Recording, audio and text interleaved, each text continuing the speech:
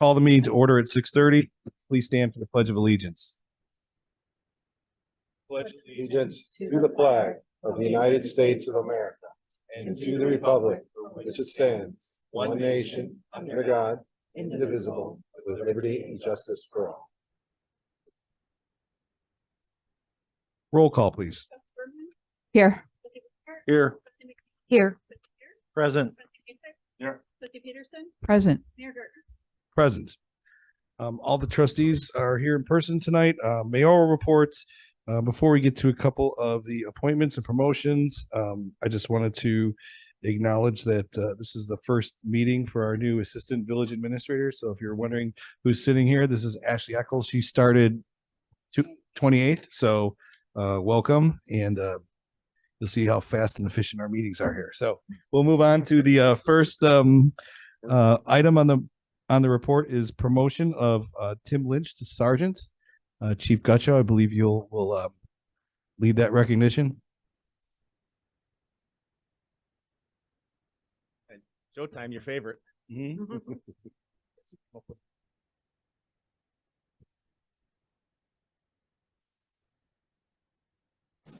Ladies and gentlemen of the board, Antioch community, family, and friends, good evening. I stand before you today with a heart full of pride and excitement as we gather for a momentous occasion that carries with it years of dedication and camaraderie. Tonight, I have the distinct pleasure of sharing and promoting a very deserving individual, Officer Tim Lynch. Now, I must admit that although Tim made me promise that I would not say anything too embarrassing, I hope that he knew coming into this I would never miss an opportunity for a few laughs and likely a few eye rolls from him. Officer Tim Lynch, our very own embodiment of experience and wisdom, is about to embark on a new chapter in his already illustrious career.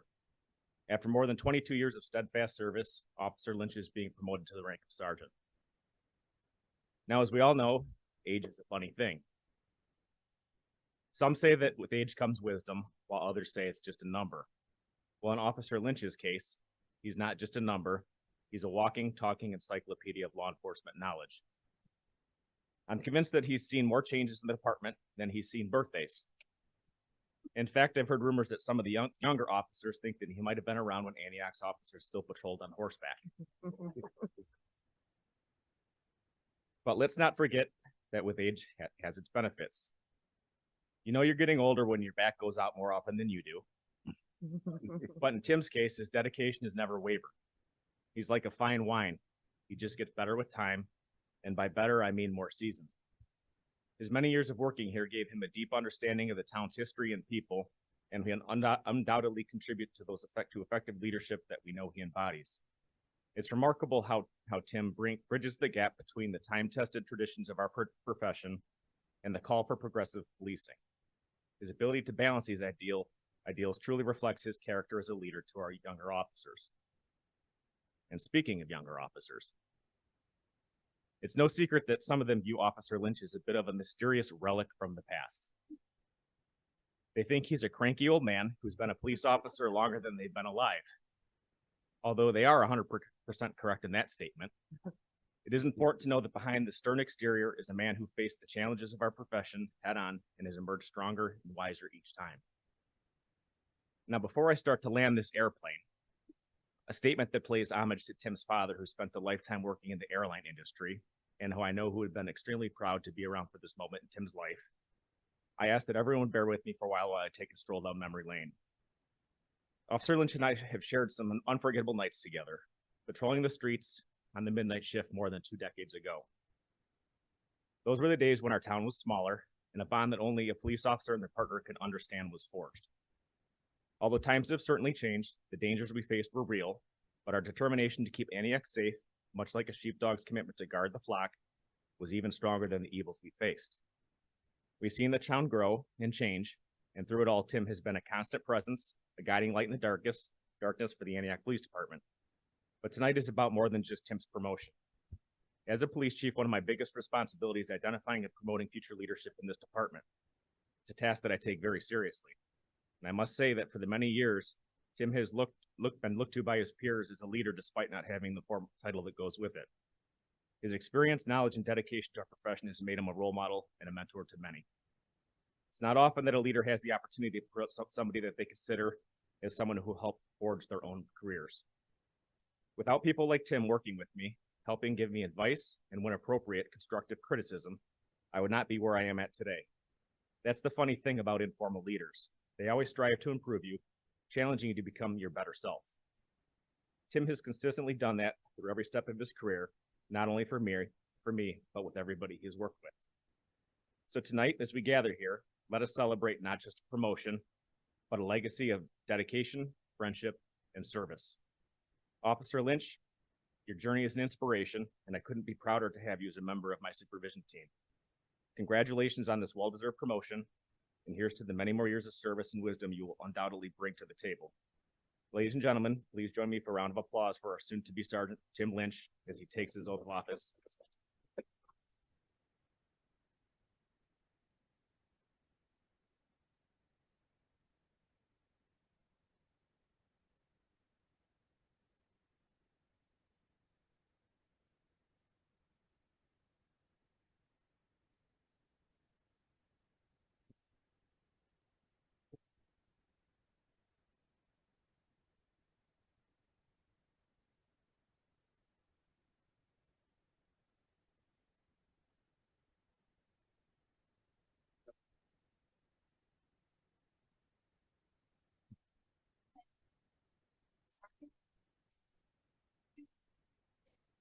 Solemnly swear or affirm that I will support the Constitution of the United States and the Constitution of the State of Illinois, and I will faithfully discharge the duties of sergeant to the best of my ability.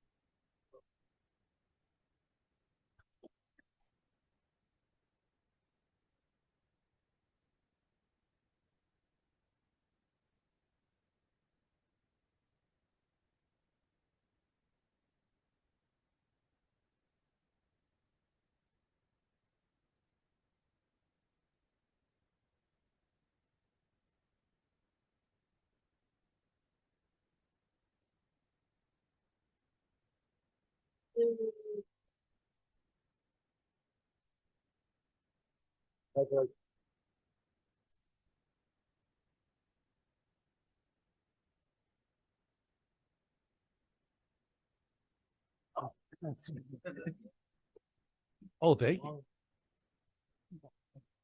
All right, thank you. Congratulations. Now take this man out to dinner somewhere nice. Okay? Thank you. Have a good evening. Yeah, thank you. I'll give you guys a minute to file out. That's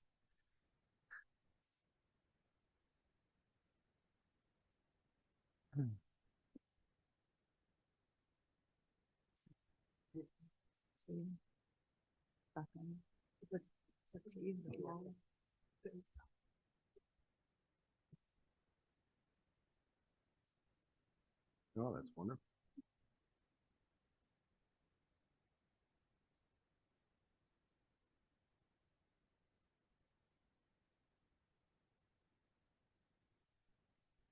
I know, I'm just. all right. Couple acknowledgements.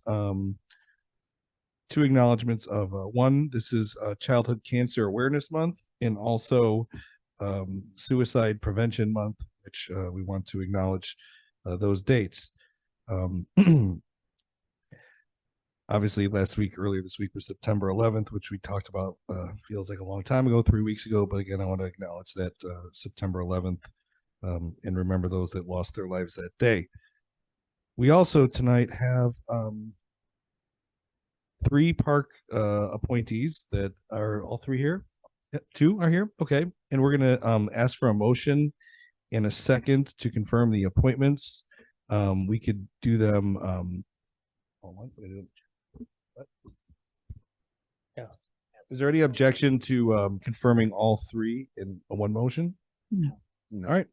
Then I'd entertain a motion in a second to confirm Jody Clem to the park board with a term ending 2025, Dave Olafs to the park board with a term ending 2026, and Libby Dykesel to the park board with a term ending 2028. Motion, Trustee Masek, second, Trustee Pierce. Any discussion about this? Otherwise, roll call, please. Yes, Yes. yes, Yes. Yes. 6 voting yes, motion carries. The clerk will now come and make your appointments, and you can do that together. Oh, you do it. Okay, I got that wrong.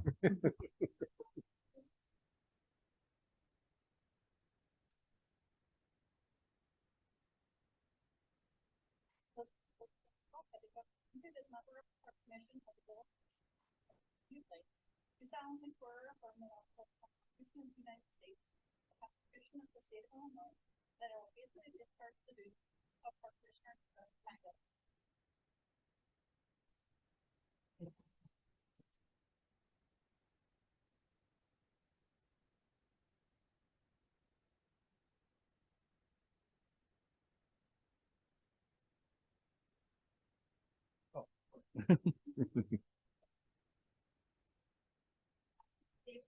Been appointed as member of the Park Commission, Village of Antioch, and Trustees Lake.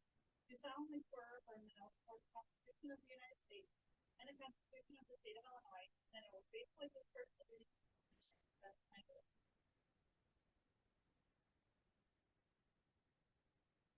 Thank you. We appreciate you volunteering to do this and going through the process, and we look forward to working with you in the park board.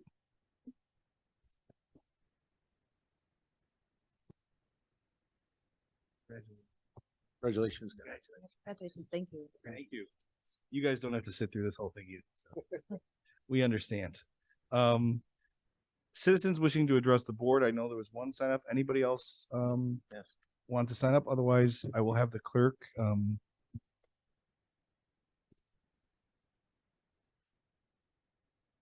Yeah, go ahead.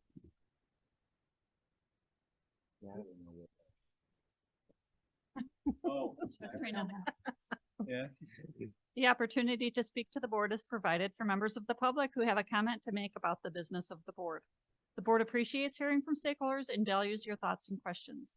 The board strives to make the best decisions for the village, and public input is very helpful. The board must protect the civility and decorum of this meeting. Please be respectful for the duties of the board and the democratic process in your comments tonight. Please state your name and address your comments to the board. Please limit your comments to 3 minutes. Please be factual and courteous, and the board requests that you not make statements that are personally disrespectful or condescending to members of the board or staff. And first we have John Draper. Draper, yep. Please come up and state your name again for the record, and you have 3 minutes for the board. My name is John Draper. We're over on 1061 Victoria Street. And I'm back for more parking complaints on that street. I don't know why they won't lift it, but I do have pictures from last Saturday. If you guys want to see them, there were like 18 or 20 cars parked on our street. And there was a landscaper down the road doing work. You could not get any vehicles through, let alone an emergency vehicle. So I don't know what else to do because it's pretty much a nuisance. Here's photos if you let me pass them.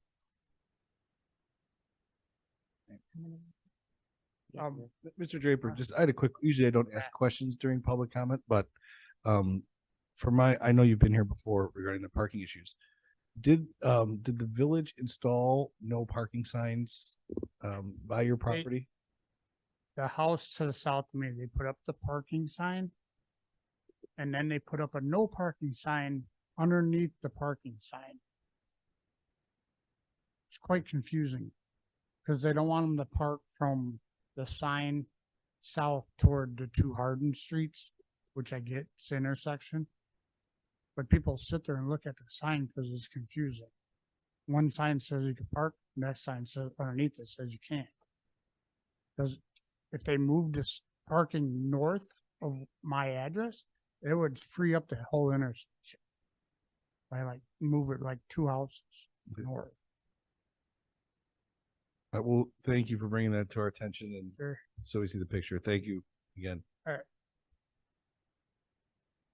All right. That's the only person signed up. Next is the consent agenda. Is there any request to remove any of the 5 items from the consent agenda? If not, I'd entertain a motion in a second. So move. Motion trustee Second. Bluthart, second trustee Berman, roll call, please. Yes. Yes. Yes. Aye.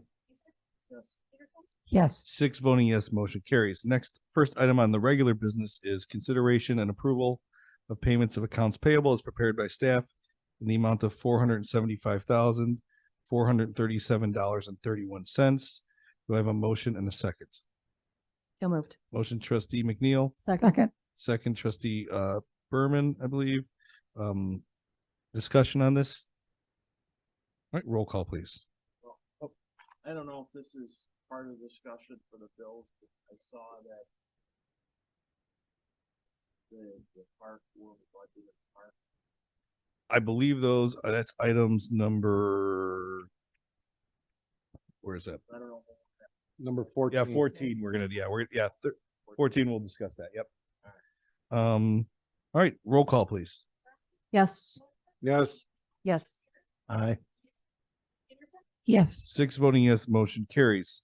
Next items number 7 and 8 are regarding the one is consideration and approval of an ordinance approving and authorizing a development agreement by and between 15 Lakes LLC and the Village of Antioch, Illinois regarding 919 Main Street, ordinance number 23-09-23. For items number 7 and 8, I am again going to recuse myself from the meeting and ask trustee Pierce to act as the chair for those 2 items. I need a motion. Yeah, I mean, we can either do a motion or we can pass also for by consent, just for those two items. Is that agreed to by consent of the board? That Pierce. Yes. Yes. All right. Here you go. Don't hit this thing too hard.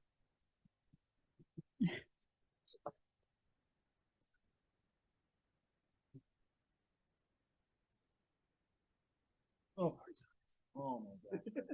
Kind of sucked it in. Oh, I sucked it in.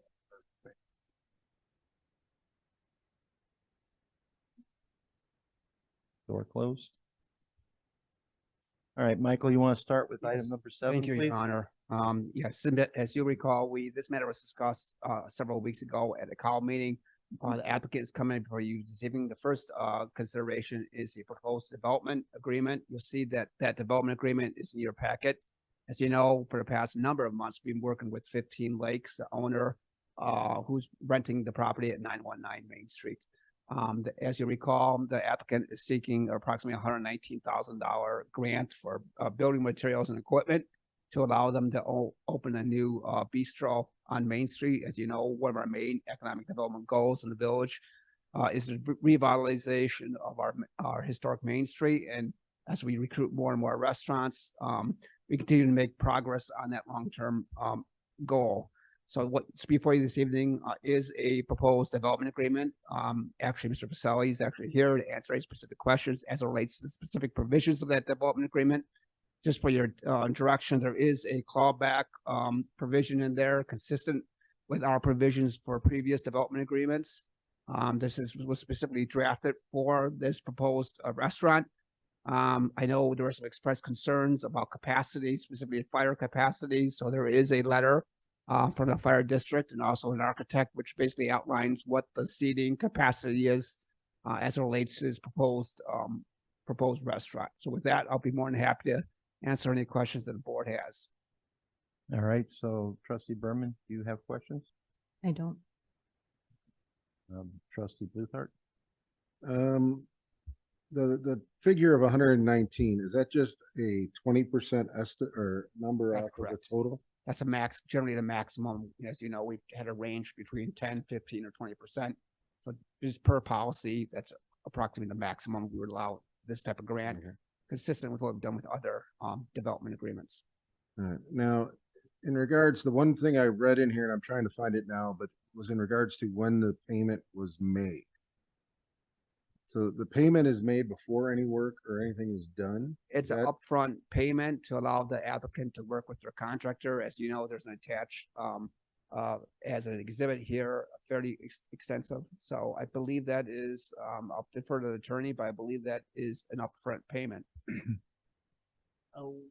Hello. Oh, hi, trustee. Hi, Mike. We can structure it. So I'm going to ask that this be approved with minor changes.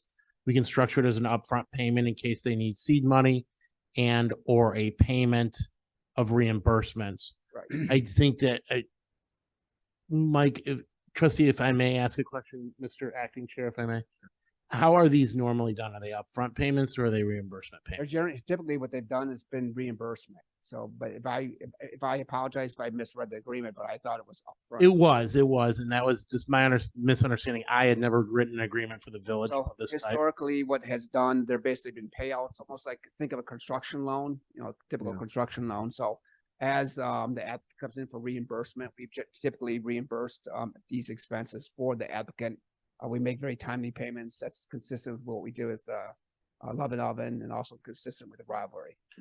So I'm going to ask that the understanding being that we're going to make minor changes, and there's two changes that I want to call out. One of the changes that this is by reimbursements, and when we receive sufficient information, as Mike artfully said, of sworn statements and or lien waivers to prove up the payment, that is how the payment comes through. And I want to make sure that the liens, there's a long disclaimer on or about page 3 of the agreement, which is page 47. And the disclaimer is, I want to make sure that the disclaimer for the business improvement grant and the the facade grant are isolated to their individual funds.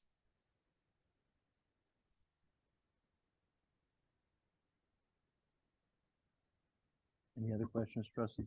Yes. Oh, they're flowing through my head now. Yeah, because my concern isn't with this necessarily this project, which I'm in favor of, is just making sure that we're not putting out money before business literally open. So if we were to give this grant out and they never open their doors, we could only claw back 80% for this agreement, correct? Within the four corners of the agreement, I think that's. I mean, obviously at that point, we Correct. probably won't be able to get anything. They'd probably be bankrupt or Correct, something else. correct.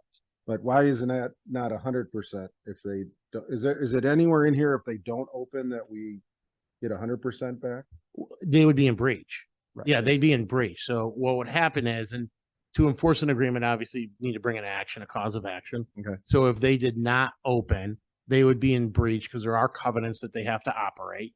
And we would sue under the enforcement, and they would, whatever we could get back that would be available, we would get back. I am adding provisions. As I said, I'd like a couple tweaks to this that will secure it. A UCC lien against the property to ensure our interest is primary on this. We'll have to negotiate subordination of interest, but that's neither here nor there. But we would have to bring an action for breach, and obviously we'd have to bring an action for clawback in the same way. They may not just say, yeah, I'll give you 80% of the money back. We might have to bring a cause of action. No, I understand that. Yeah. Um, But no, so we're protected in so much that we could sue for breach, trustee. And then the other, my last question is, and it might be in here, and I apologize if I missed it. Is there any date related issues in regards to, do they have so long to do this? Or does it need to be open by a certain date? Does it need to be under construction by a certain date? I did not see that provision in the agreement. I misread it. Something we could, if you pursuant to our discussions with the owner, we could add that contingent on a. I mean, if the other trustees, didn't have any objection to it, I would love to see something in there so that we don't tie up village resources for years while someone's waiting to build something or something else. So, But if we're doing the reimbursement, it wouldn't tie up the resources because the money would be coming back. okay. Well, Right. If you want to put a timeline on there, we could easily add it. I don't know if that's standard or not. That's why this is the first time we've had this up for a vote like this. So that's where I'm asking these My questions. recollection is we did have a timeline, I believe, in the Love and Oven, but I don't recall about the ale house, but that's something the applicant has made. I think he's generally comfortable with that. So that's something if it's okay with the board, we can when we modify the agreement, we could add a provision in there, which would have a said defined date of when they would be open. Do we have any indication from them when they would start? If this is all approved this evening, when Could I allow the applicant to maybe answer that question? be fine with me? Yes. Okay. Right.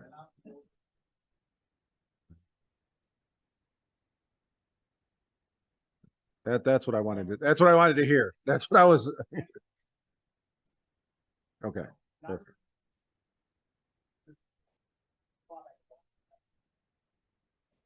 Okay. Okay. Okay. It's 80 up to a first year in here, so that's where I want to make sure. Okay, no questions, no other questions. Trustee McNeil?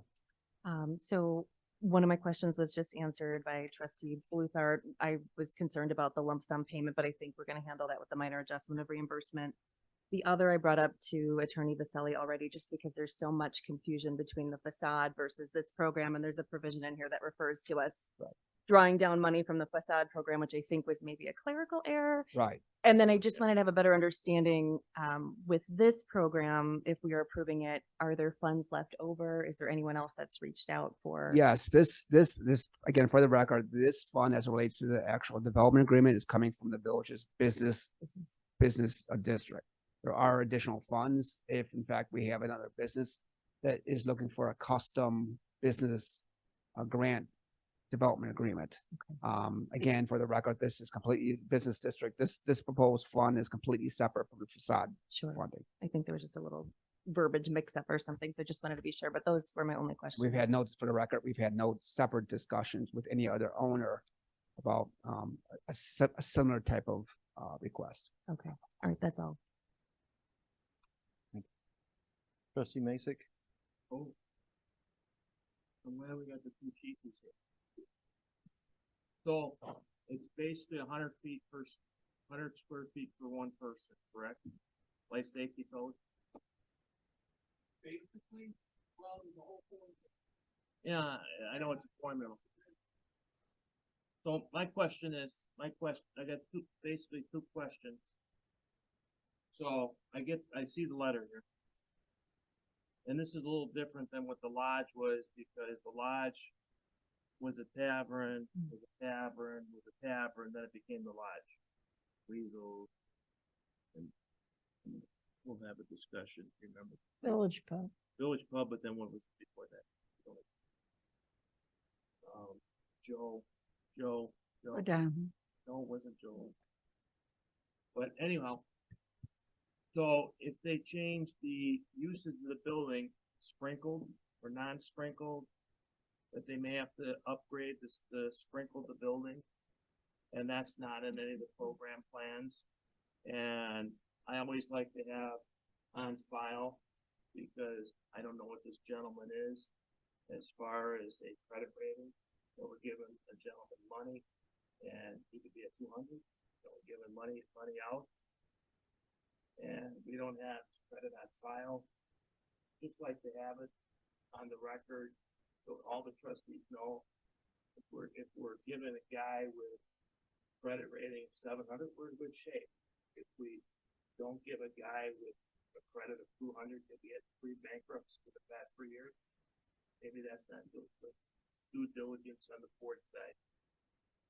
So that kind of makes sense. Sprinkle then, I'd like to know, because we're changing the total building from being a store to a restaurant. Does it have to be sprinkled? That was left out.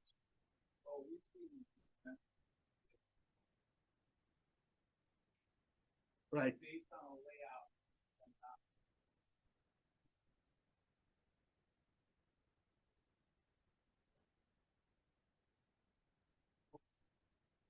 Right, so I think for the money, it's premature until you get an expert opinion in the fire department sprinkled, because that's a big expense.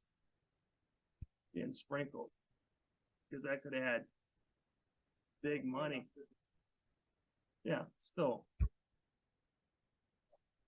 Yeah, still, it could blow up the plan. And now we got a park that's running over budget right now.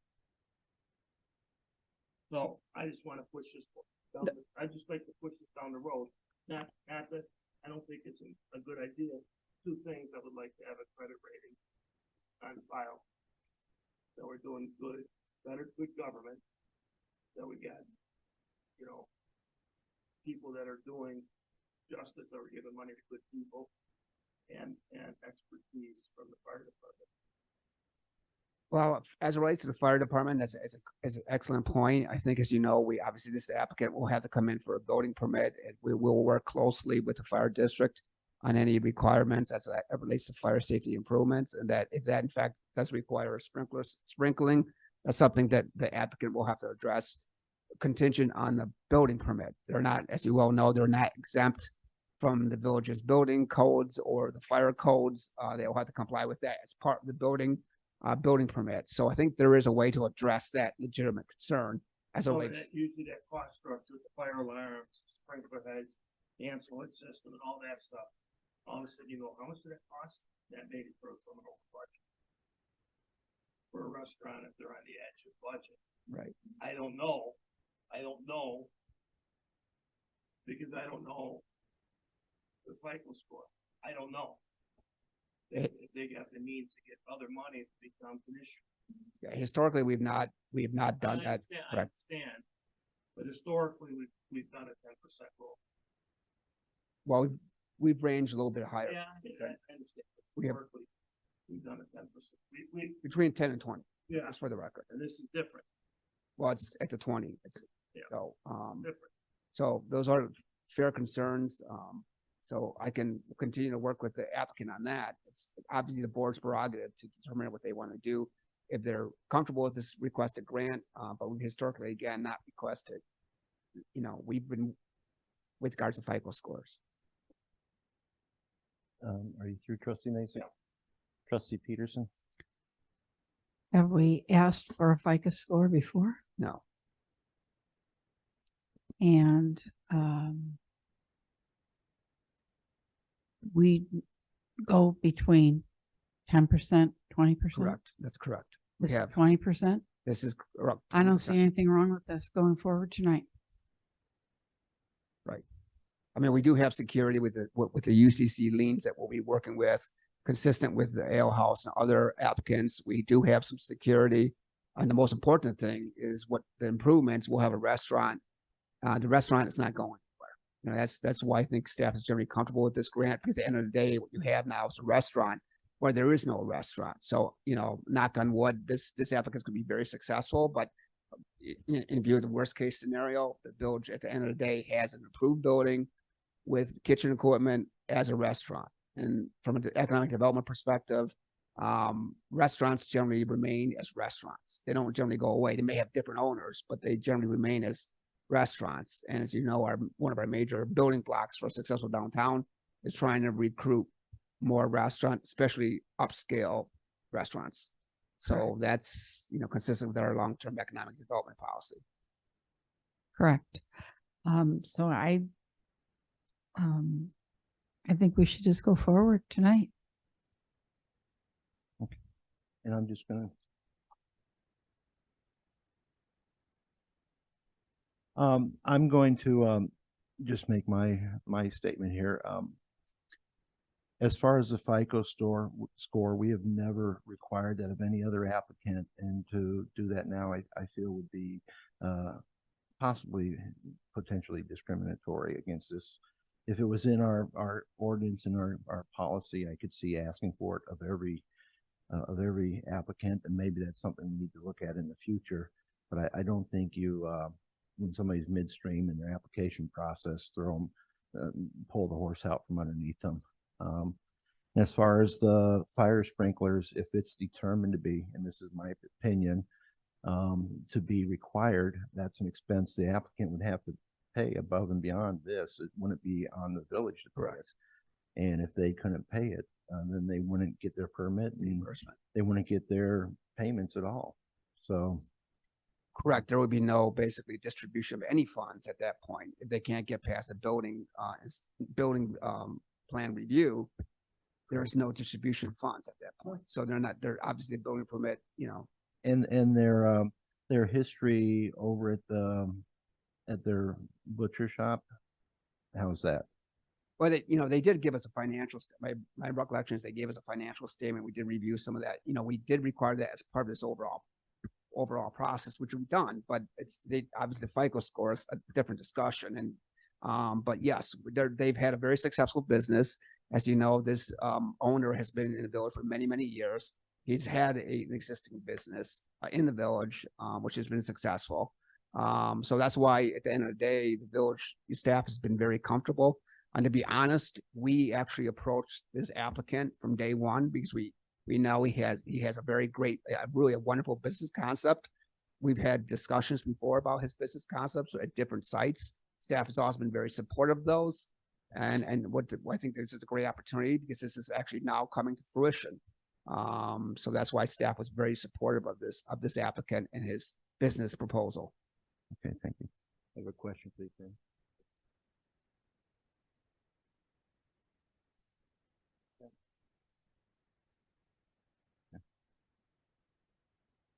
Okay, so do we have a motion to accept the development agreement with the changes that have been discussed tonight?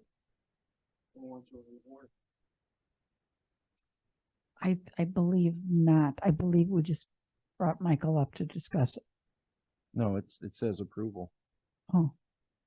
Well, no, we just haven't made the motion yet. Correct. Oh, okay. I'm just waiting for the motion. Now, Trustee Masick would like to make another statement. I'm more than happy to let him. Okay. So it's nothing against you folks. It's just, you get constituents out there. I come up with an idea that those are giving me free money. That's why I made that comment. So it's getting a lot of jaw jacking on Facebook and everywhere else from constituents. So that's why get our financial house in order. I believe you guys are gonna do a great job. It's just everybody else, a lot of noise. Say one more thing. Okay. Trustee I was just Neal. gonna say, I understand trustee Masick's comment, but I think especially if we're making the modification to a reimbursement and with the UCC and with their good history, I don't see any reason why we couldn't move forward, especially if they're putting forward the money and we're reimbursing. I think those concerns are greatly reduced with that modification. My opinion. Go ahead. And in paragraph 3 or section 3 of the ordinance, and remember the ordinance authorizes the ordinance and the execution of the agreement, authorizes us to be bound by it. The corporate authorities hereby authorize the president as designee to execute or approve the agreement with such insertions, omissions, and changes as are authorized by the corporate authorities. So we've talked about those, we're covered, and honestly, the changes that have been discussed at the dais today have already been made. I've seen the red line version. I just was running out the door. I came in late. I apologize. And I couldn't bring 10 copies with me, but it's already done. Okay, I'm looking for a motion. I'd like to go ahead and make a motion to approve with the discussed changes, amendments, Second, waiving the second reading. Are you waiving the second reading? on I'm waiving the second reading as well. it? Roll call. Berman, Yes. Luther, Yes. Yes. Yes. Mason, Yes. Peterson, Yes. All right, so let's move on to the next item, as you guys are discussing trivia over here. It's a consideration and approval of a resolution approving a facade grant for property located at 919 Main Street. I'll make a motion to approve. We have a Second, Again, thank you, Mr. Chairman. This matter again comes before you'll recall, we discussed a proposed facade grant for the property commonly known as 91 Main Street. But this is the existing building for 15 Lakes. Concurrent with the proposal, the owner of this building is looking for approximately a $68,893 facade program. This, as we've discussed, is in the village's budget. We have budgeted $150,000. The overall proposal for the facade grant is $137,786. There is, I think, a concept in your packet and also on the screen, which shows what the proposal is. The exciting part is the applicant is going to bring back the historic appearance. As you recall, there is a faux veneer concrete facade that was added back in the 1970s. That will be removed. The applicant will restore the brick. The applicant will restore the historic storefront to make it look historical. They will basically be adding some windows, which will again give that that kind of outdoor indoor feel for our restaurants. You know, a number of restaurants have done that very successfully. So it kind of creates that vibrant street life that we're all looking for, and it will be a key element of this proposal for this restaurant. So again, the applicant is looking for approval tonight of the facade grant in approximately for $68,893. And there is a very distant possibility that number could come down substantially. If the brick is in very good shape, in all probability, that number will come down. And as you well know, we only reimburse for actual expenses. So this is the maximum amount. There's a good chance that number will come down as the subcontractor removes the full veneer and determines that the brick's in good shape. And there was approximately, had a good question this week by another trustee. We would still approximately have somewhere between $35,000 to $50,000 in the budget left for another facade grant this fiscal year. And I am working with another business owner who is very interested in doing the facade grant for a restaurant on Lake Street. So with that, I'll conclude my staff report. Thank you. Trustee Berman, do you have any questions? No. Trustee Bluthart, No questions. trustee McNeil, No questions. trustee Masek? Okay, trustee Peterson, No questions. and I have no questions either. Do we have anybody willing to waive the second? It's a resolution. Okay. So. No, the request, no, that's an excellent question, Mr. Acting Chair, but the requirement for the waiver of a second reading only lies with ordinances, not resolution. All right, so roll call. Vernon, Yes. Luke, Yes. Nikki, Yes. Aye. Yes. All right, nobody tell Scott we're done and we'll just continue. Good luck to you guys. I'll go get 'em. Looking forward to it. Yeah, nice job. You guys remember. Yeah. I'm doing it right now. The old man. Of the VA. So that's it.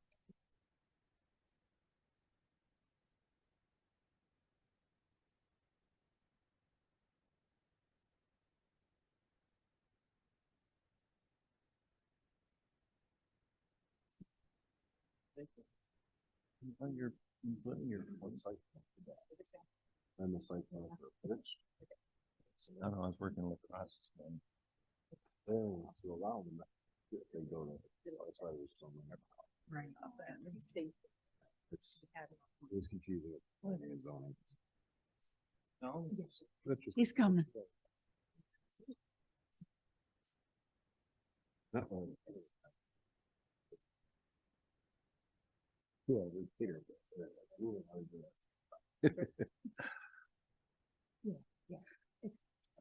It's interesting. Just learn some stuff. They were too old. That's what they say. Hey, John's man, they're raised. Who's trouble? Two friends whose brothers died in the last 2 days. Who's that on its? What was he saying? Mayor leave or what?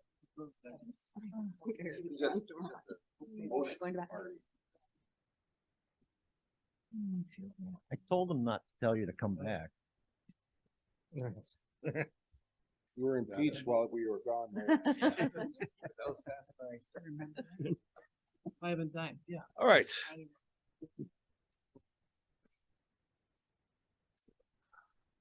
All right, on to number 9.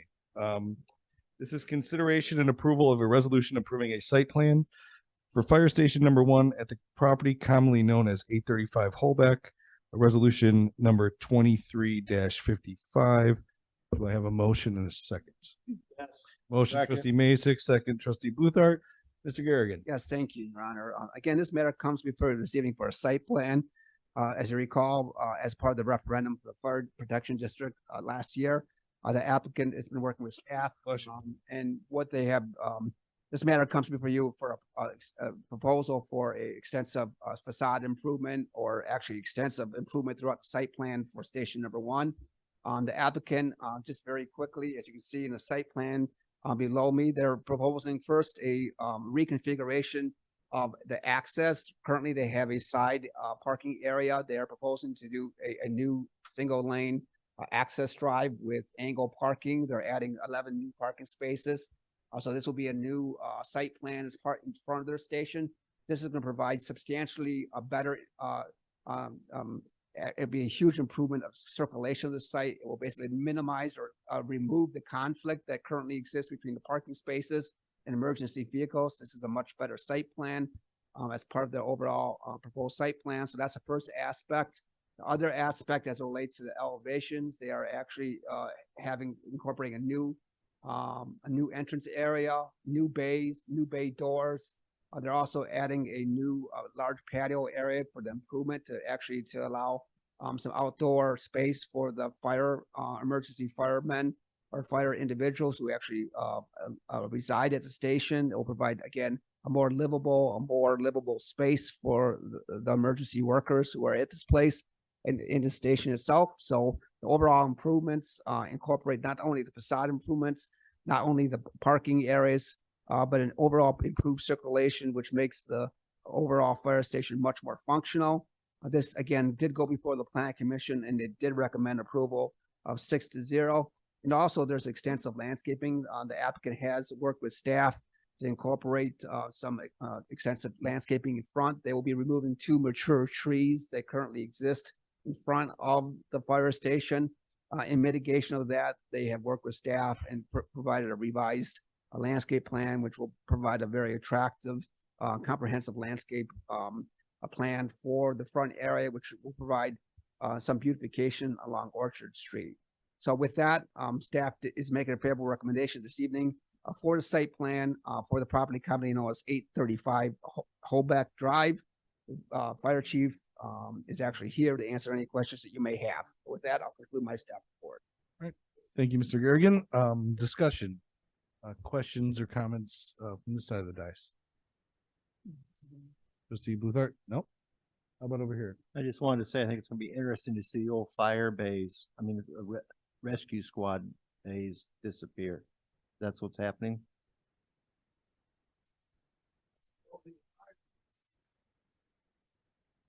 Now commingle with the office space and the living quarters of the firefighters, the entire north side, which used to be the old rescue side. What's that? In one guy's opinion, yeah, but it will be really cool once we're all done. It'll have the appearance of some bay doors, modernized, but I think you'll be really pleased with the way it's gonna look. The whole north side or the south side will become offices. We're gonna expand our museum and open up the front so you can see the older pieces, the hand pumper and hose cart that are in there. So you're solving your birthing issues. I always try. Okay, that's good. You know, and you know, this addresses everything we talked about in the referendum. It's a big project, so we're really excited about it.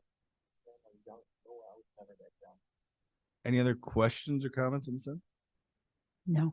Nope. Trustee Masek? No. Okay. All right. All right. If there's no other questions or comments, I'll ask for a roll call, please. Yes. Yes. Yes. Aye. Yes. Yes. 6 voting yes, motion carries. Next item on the agenda is item number 10. Consideration. Let me ask a question about this, Michael. Are we doing these separately for the two or an alternative? Because I know that's kind of how it's presented, right? Yeah, I think we're gonna do them separately, but can I just do a real quick preface? Maybe Yeah, because it might be confusing with the Right. 2 items. Okay, go ahead. So I think these several matters for the property company on 700 Deep Lake Road, which is Fire Station 2. The applicant what is really looking for is to construct a new storage facility. They are in the desperate need for a new storage bay or a new storage facility for this fire station to store additional equipment. And what you have before you, which may be a little confusing, is alternative site plans. So the first site plan, which I'm going to go through, is a pre-engineered metal building. As you know, our site plan ordinance does not allow metal buildings, and therefore, concurrent with that first site plan, they need a variance to get that metal building approved. Now, to make it even a little more confusing, what the applicant is hoping to do is get 2 approvals option one, which is a pre-engineered metal storage building, and also option two, which is a face brick addition to the existing station. They're generally both storage areas will be approximately the same size. One's a pre-engineered metal building, and one is a brick addition to the fire station. Their hope is to take that to bids in October. So what they're asking the board to do is to approve both options. So theoretically, what you'll be doing tonight to support this project would be approving two site plans for the same site itself, depending on the final bids, that the applicant would either construct a pre-engineered metal building or they would construct a brick addition to Fire Station 2. So that was a very quick synopsis of what we're looking for this evening. All right, so based on that, I'll call item number 10, which is consideration and approval of a resolution approving a site plan for a pre-engineered metal structure at Fire Station number 2 at the property commonly known as 700 Deep Lake Road, resolution number 23-56. Do I have a motion and a second? So moved. Motion trustee Peterson, Second. second trustee Berman. All right, so we Yes. could probably go deeper into the, yeah. And the applicant, see this evening, you'll see behind me, the applicant is proposing a pre-engineered building. This building will be located behind the existing fire station. It'll be approximately 2,400 square feet. The applicant has worked with staff and based on some recommendations of the planning commission, they have made some improvements to the overall architecture. So there will be a textured metal sheathing along with a wainscot of CMU block. This proposed building would be located behind the station. There were some concerns about screening, so the applicant has worked with staff and added extensive screening along the northern perimeter of the property line. So this proposed metal building will not be visible from Deep Lake Road, nor will be visible from the property along the north of the existing fire station. So the applicant is looking for a site plan approval of this. And also addition concurrent, they'll be looking for a separate motion for a variance, as I already explained. We do not allow pre-engineered metal buildings in the village of Antioch, and therefore, based on that, they would need a variance. So there was a public hearing at the Planning Commission for the variance. The Planning Commission did support the requested variance for the pre-engineered metal building. So this, again, is the first option of the proposed improvements for fire station number 2. So with that, I'll conclude my staff report, and the fire chief is here to answer any questions. All right. Discussion and questions. Trustee Berman, Luthart? Nope, nothing. McNeil? Did have some questions. I'm excited about the project and so happy your referendum passed. But I was trying to follow along, watching the planning and zoning meeting and reading the information.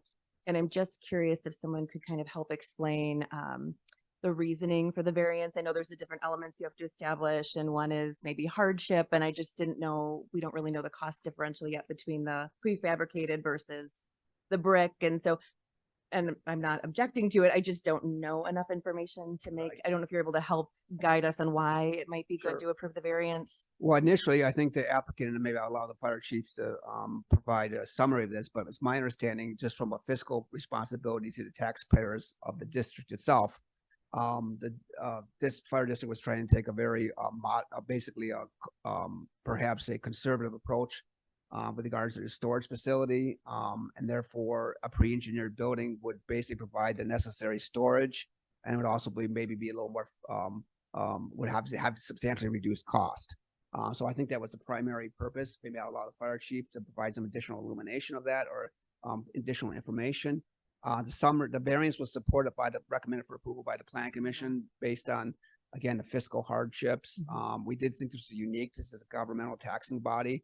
Staff was generally comfortable with the proposed pre-engineered building with additional landscaping. And there were some, actually, to be fair, some improvements, architectural improvements made to the building itself. And I think the applicant, for the record, I believe the fire chief identified a number. So I'm going to allow him to provide maybe the cost differentiation. If he has that. Sure. Not sure he has it. Yeah, that, and just, I don't know enough about prefab buildings. Is the longevity the same as a brick and mortar, better, worse? Just trying to figure. This type of building, about the same. Okay. With, 3 little pigs. Mhm. You got a metal building, you got a concrete block building. Tornado comes through, which one's gonna stand? From what the engineering studies show, this building will withstand gale force winds and covers all those bases. The idea behind this was to, again, have a fiscal responsible use of this money. We need the space. The use for this building or this space, whichever way we fall, is to house two old Stoughton's we have, the off-season boats that we have, the golf cart, the ATV, just everything that's kind of taken up space and we're jammed in. So we thought this would be a good use for that. When we looked at the preliminary cost right now and the estimates with our construction manager, about a $300,000 difference between the two to go to the block. There's different elements that have to go into play. So as we thought it would be good just to cover our bases and weigh both of them and not throw all our, maybe it'll come back. Somebody will be nice to us and, the block will be a lot cheaper. Yeah. Like Michael said, the space is about the same floor space, but the engineered building is more voluminous on the inside and has more height.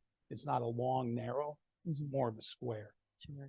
From the outside, aesthetically, we brought samples to the planning and zoning board of what that looks like. It's not a corrugated metal pole barn. It's engineered.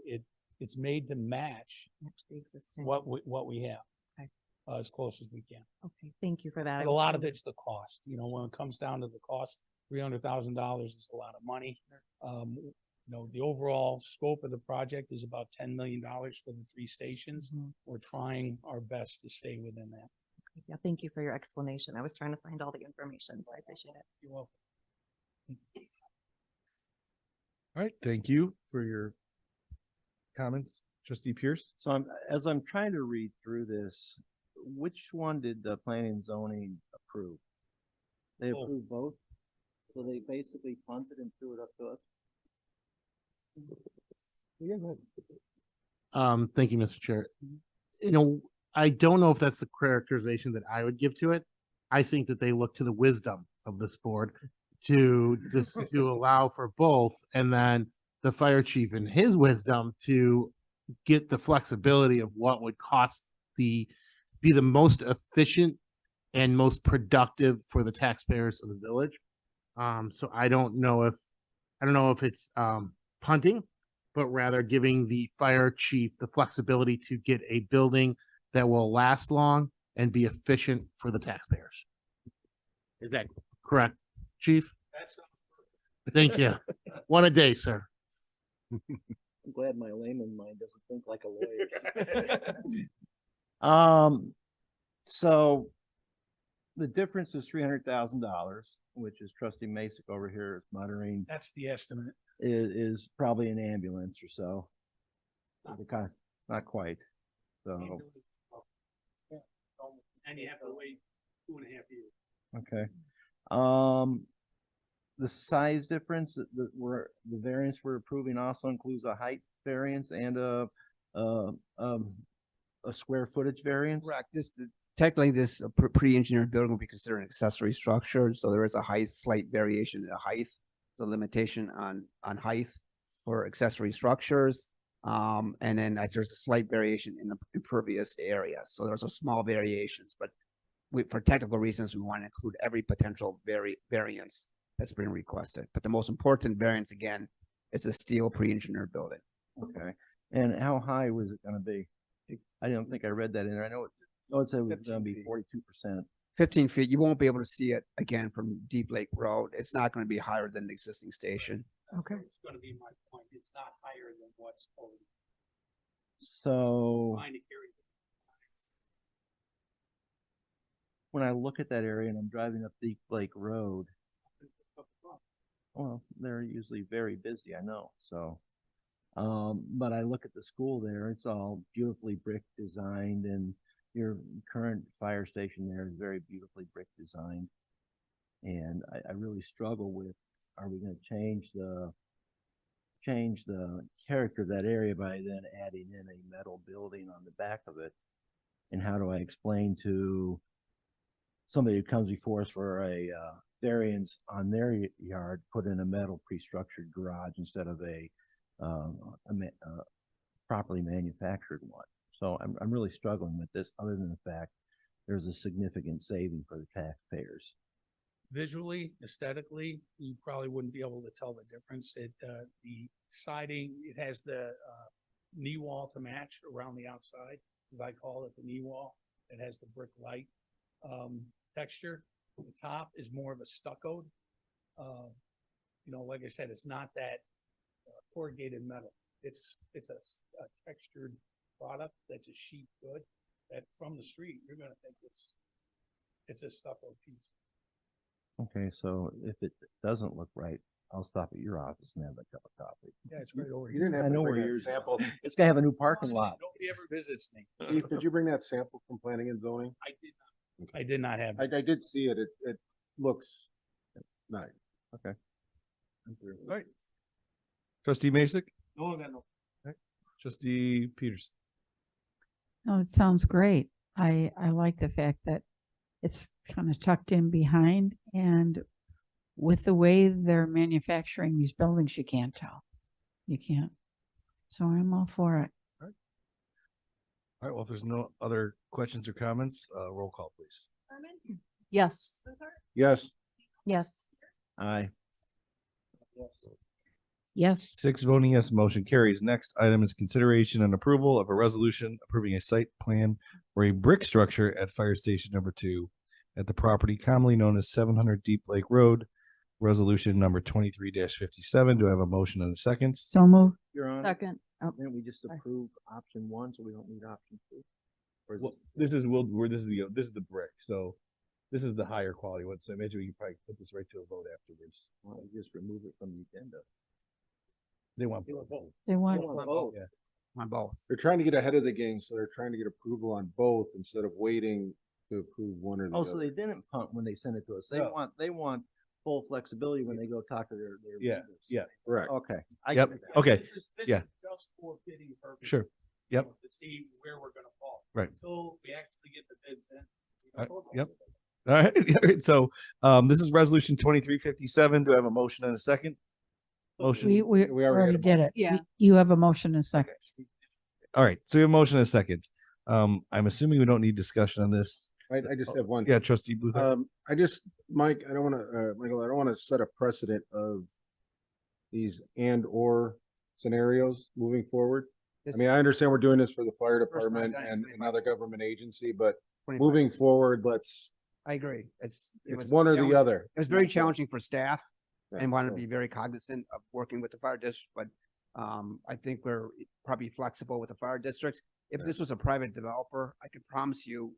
Okay, This yeah, would be because good. that's, it is confusing and I understand we're working with them to make it happen, but let's, All right. Roll call, please. Yes. yes. Yes. Aye. Yes. 6 voting yes, motion carries.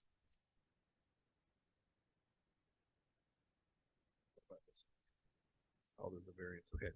So, all right, we have the site plan. This is now the variance. So number 12, consideration and approval of an ordinance granting a variance to allow a pre-engineered metal structure for fire station number 2 located at property commonly known as 700 Deep Lake Road, ordinance number 23-9-24. Do I have a motion and a second?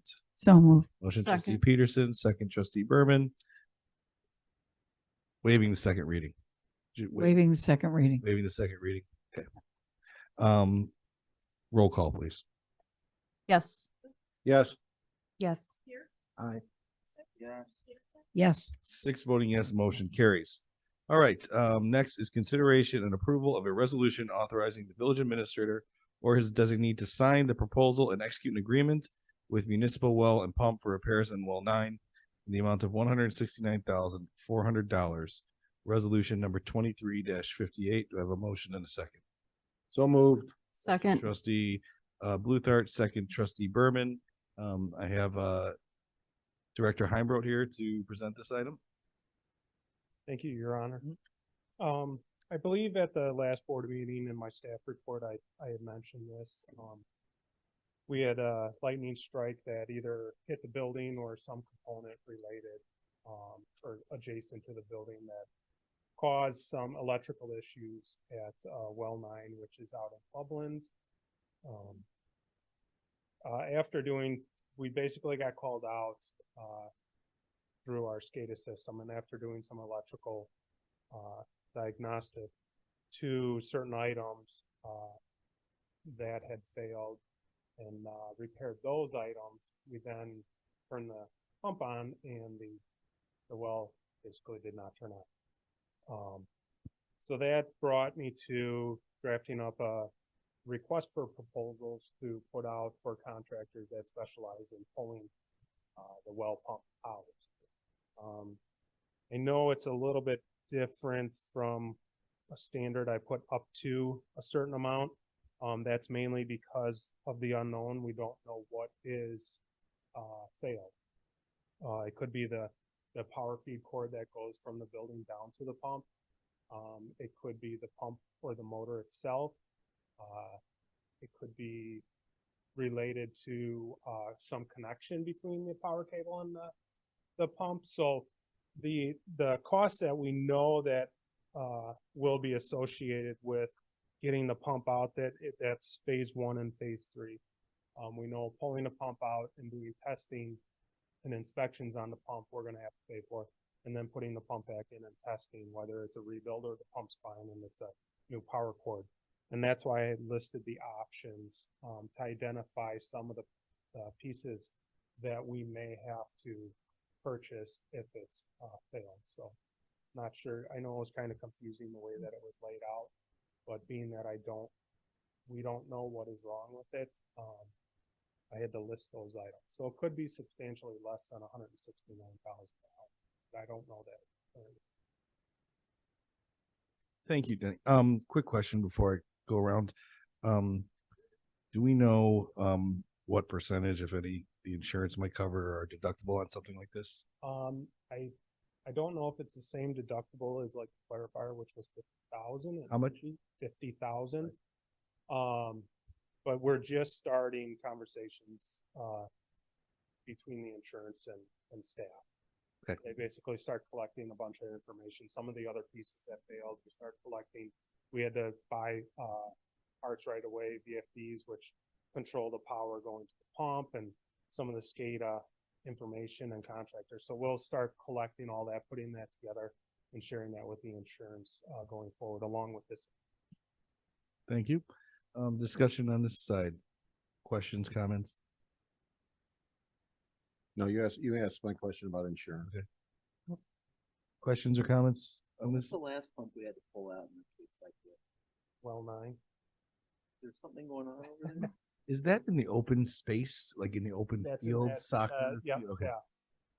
I just seem to remember Yeah, the cost was about the same, didn't it? Yeah, back in 2013, I think it was, that pump actually became detached from the column pipe. So they had to go down and fish it out. It was a little more expensive, but yeah. Okay. Trustee Masek, Trustee Peterson? Nothing. All right. Thank you. Roll call, please. Yes. Yes. Yes. Here, Aye. Peterson, Yes. 6 voting yes, motion carries. Next item on the agenda, the last one is number 14, consideration and approval of a resolution authorizing a change order and costs associated with the open space development at Main and Orchard Street related to relocation of utilities in the amount of $450,205.54. Resolution number 23-59. Do I have a motion and a second? So moved. Motion trustee Bluthart. Second. Second trustee Peterson. Ashley, is this your first one to do? Jim's on one. I'm kidding. I wouldn't put you on that one. Jim, you're on there. Hello there, Your Honor. I'm coming to you from University of Wisconsin-Madison tonight, and they've had widespread internet outages. So if I drop out, I apologize. It's been pretty good recently. So anyway, before you tonight is what I think is kind of the final piece of the park construction unknown, which was, what is it going to take to get the utilities underground? And we've been coordinating with AT&T and ComEd and Comcast for seems like about 9 months now, to get to this point where we understand, what needs to happen, where things need to go, and what it all may cost. I intentionally packaged these items together so you can kind of see what the underground effort will be to take these utilities out of the way, get rid of the poles, and have the ability to make the project look much more sightly, and B, just get these things out of the way. I do not believe we can construct the building and the splash pad and the trees and the lighting and many other things with these overhead utilities in the position that they are in. So I should explain that the original project budgeted, when I was doing budgeting last winter, there was a project budget which we set aside a number of about $250,000, which we had anticipated. At least I was told that is a good number to anticipate. The number before you tonight, when all is said and done, is $450. So it's approximately $200,000 additional to what we had anticipated in the project budget. Understanding the concerns, and Trustee Bluthart and I had a conversation about this, and I fully understand the concerns about larger expenditures like this. However, I will say we've done our very best to mitigate the cost of these relocation of the utilities. We are actively looking for credits, and I do believe we will be successful in at least coming up with about $100,000 worth of credits of work that does not need to happen. Because I think that was one of the questions that came up, is how are we going to make room for this in the budget? So, the credit I'm speaking of will come later when we talk about Depot Street and what happens to Depot Street. In the original proposed engineering plans, Depot Street was getting reconstructed. Me and Director Heimbro, felt that was completely unnecessary. There's no failure on Depot Street. We did not need to remove all the road gravel just to put new road gravel back. And we've asked Bowler to begin to quantify, and they have, what that cost savings may be. And it's probably going to be somewhere to the tune of $125,000, but that's beside the point. I understand that there are, maybe many questions about this. For what it's worth, it brings me no pleasure to bring you news like this, that, we have an additional cost of this magnitude to bring to you. However, it is a necessary component to this park project, is to take these utilities underground. So I would be happy to answer any questions that you may have on this. And if there's anything else you'd like me to cover, again, I'd be happy to go over it. All right. Thank you, Jim. Thanks for being here. Trustee Berman, did you have any questions on this item? I don't have any questions. I do have some comments. Yeah, go for it.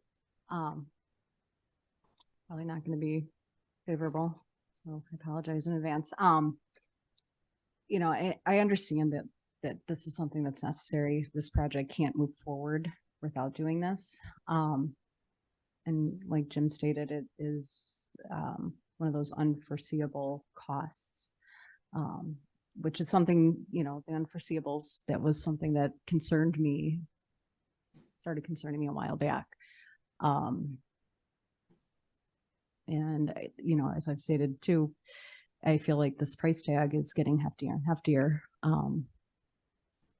This started out as a literal sinkhole, and I feel if we keep socking money into it, it's going to be a financial sinkhole if we're not being more careful. And I know Jim stated that this should be the last of the, unknown costs, but we still don't know if there could be other unforeseeables.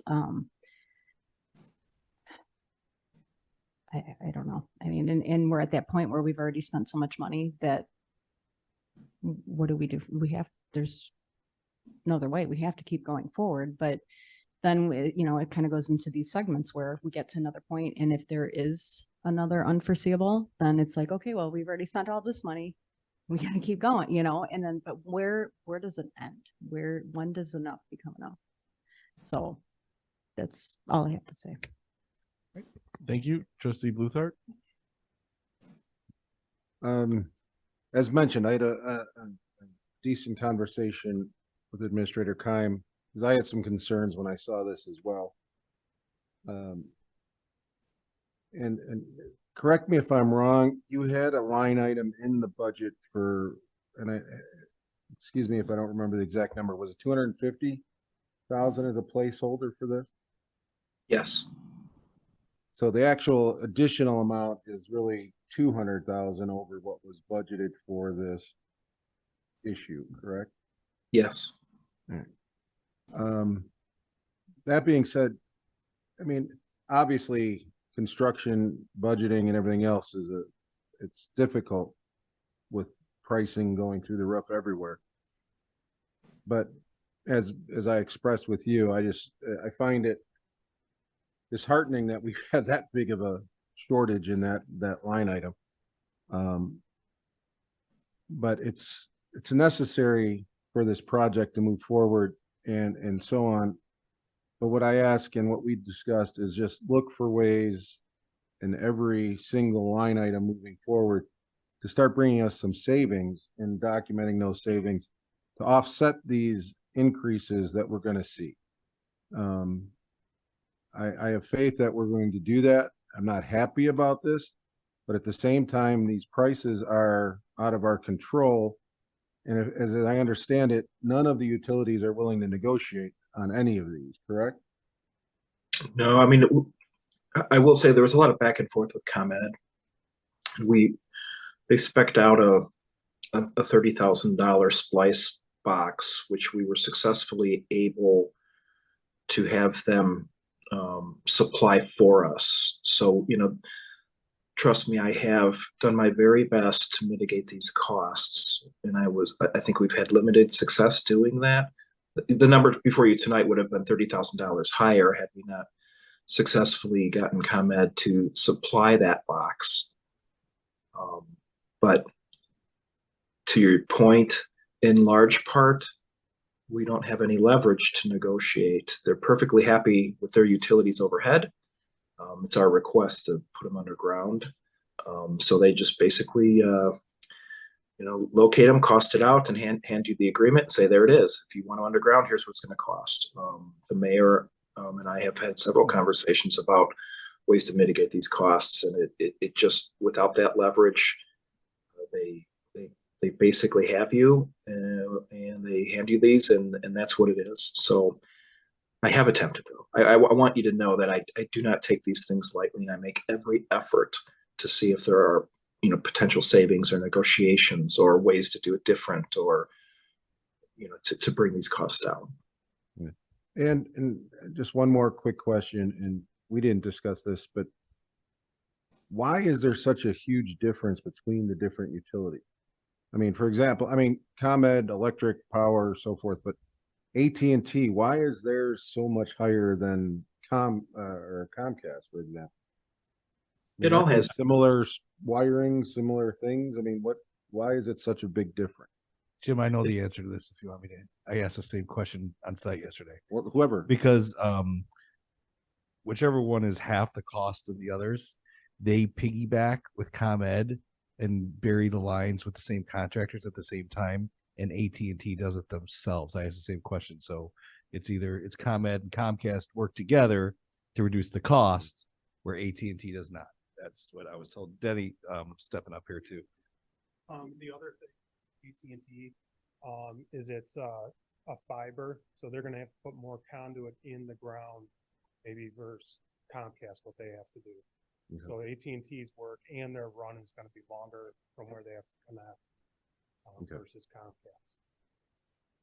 All right. I have no further question. Obviously, that it's disheartening when we get news like this and any add-ons that are this pricey, but in this case, I mean, I think it's a necessary evil.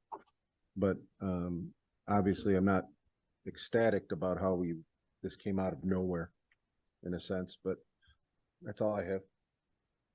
I think my only Trustee McNeil, yeah. questions were just asked by trustee Bluthart. My biggest one was there any wiggle room for negotiation? Which I figured the answer was no, because we really don't have leverage. And then my other question had been the price differentials between the different companies, which was also answered. So I agree, it's not great news. I'm hoping we can cut costs other places, but I think it's one of those things we just need to move forward and be positive and just keep going and do the best we can to look for other savings. So thank you for presenting the tough news. That's all I have. Trustee Pierce? Oh, I'm glad Mr. Keim is online there so we can have a conversation. Probably more of a conversation with the board. You know, every project that we do tends to have a 10% change in it over the life of the project. And all along, I've been saying this is a $15 million project. That's based upon we paid money for other things up front, not including the 12.5 million. And now we see a close to a $500,000 expense. So I believed all along this is going to be a $15 million project, and to set it at 12.5 and say that's it has been kind of maybe a play on words a little bit. So we need to be prepared that there are going to be changes in here, and 10% of 12.5 is 1.25 million in changes. And that happens, unfortunately, and it doesn't make any of us happy.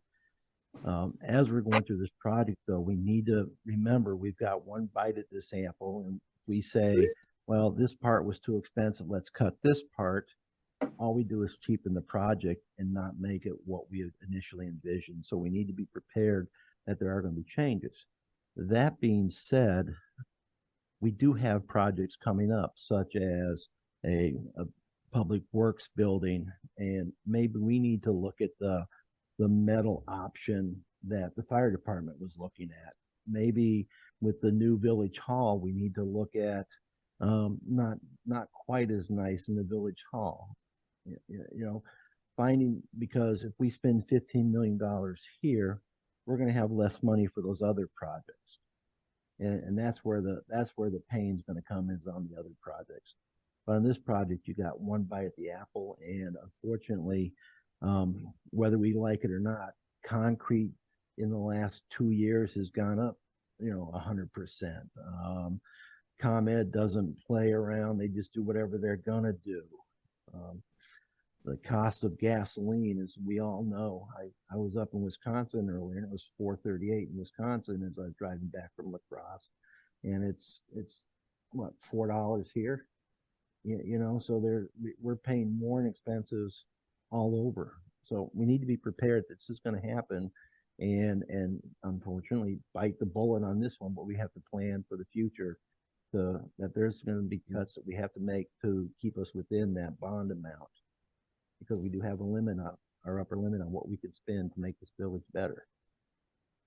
That's all I have. Thank you. Trustee Masek? Well, we're hesitant to hire a project manager. Project manager is important. We don't have to be in contracts.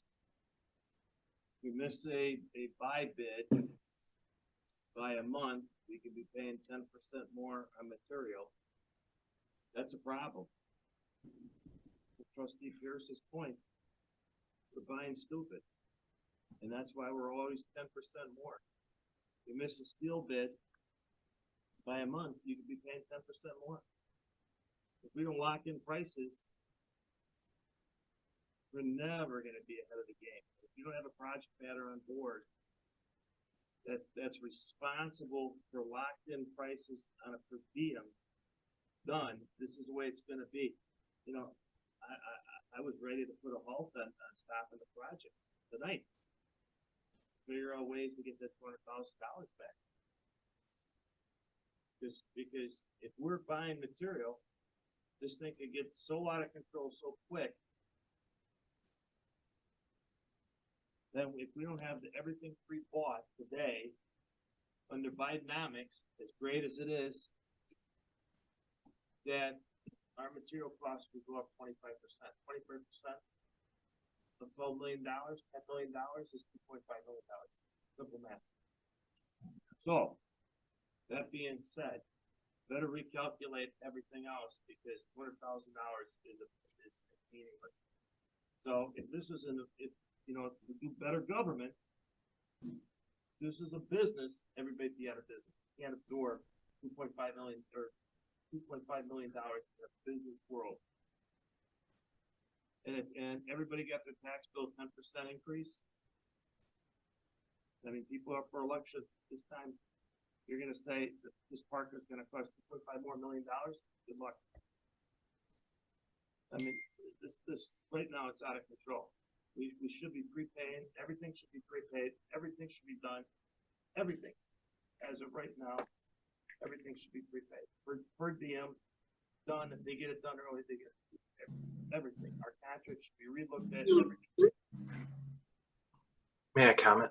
A1 and everything. You can go ahead and talk, Jeff. So Bowler's bid, so everything in the GC's bid, those are fixed costs. We have line item unit quantities and pricing, and Bowler cannot come back and say the world has changed since we bid this in May, and I want more money. Their instructions are to anticipate escalation. So I could barely hear you. So I think I got the gist of what you were saying, but I thought you were talking about escalation of prices. Yeah. And you know, what is coming next, and will this go out of control, and are they going to come back and say now concrete's a different cost and steel's a different cost and brick is a different cost and trees are more and all that. They have no ability, none, to do that. So to Trustee Pierce's, comment, there are things we don't know. There is a significant amount of underground work that still has to occur, and that's your largest opportunity to encounter unknowns, is when we're doing that. But we have anticipated, we've hit foundations, and we anticipated that, knowing the past uses of the property. Will I come back to you with change orders? Inevitably, yes, I will. I am hoping very much not to come with anything of this magnitude. But I would not be concerned that we need to reprice everything on this, because that would defeat the purpose of having a GC and having a bid. His bid numbers have to be good for a certain amount of time. And then we sign contracts. They're all based on those line item pricing. So we are contractually engaged, and they are obligated to honor the unit pricing that they've supplied in their bid. Thank you. Trustee Peterson? No one has a crystal ball, and we're never, ever going to be able to know exactly what we're going to have to pay for something in a project of this magnitude. We are going to have surprises, but we told the people in this town we were going to do this part. And a lot of people were involved with the planning of it, and we had people out on the street looking at the drawings and giving us their wishes and dreams, and here we are.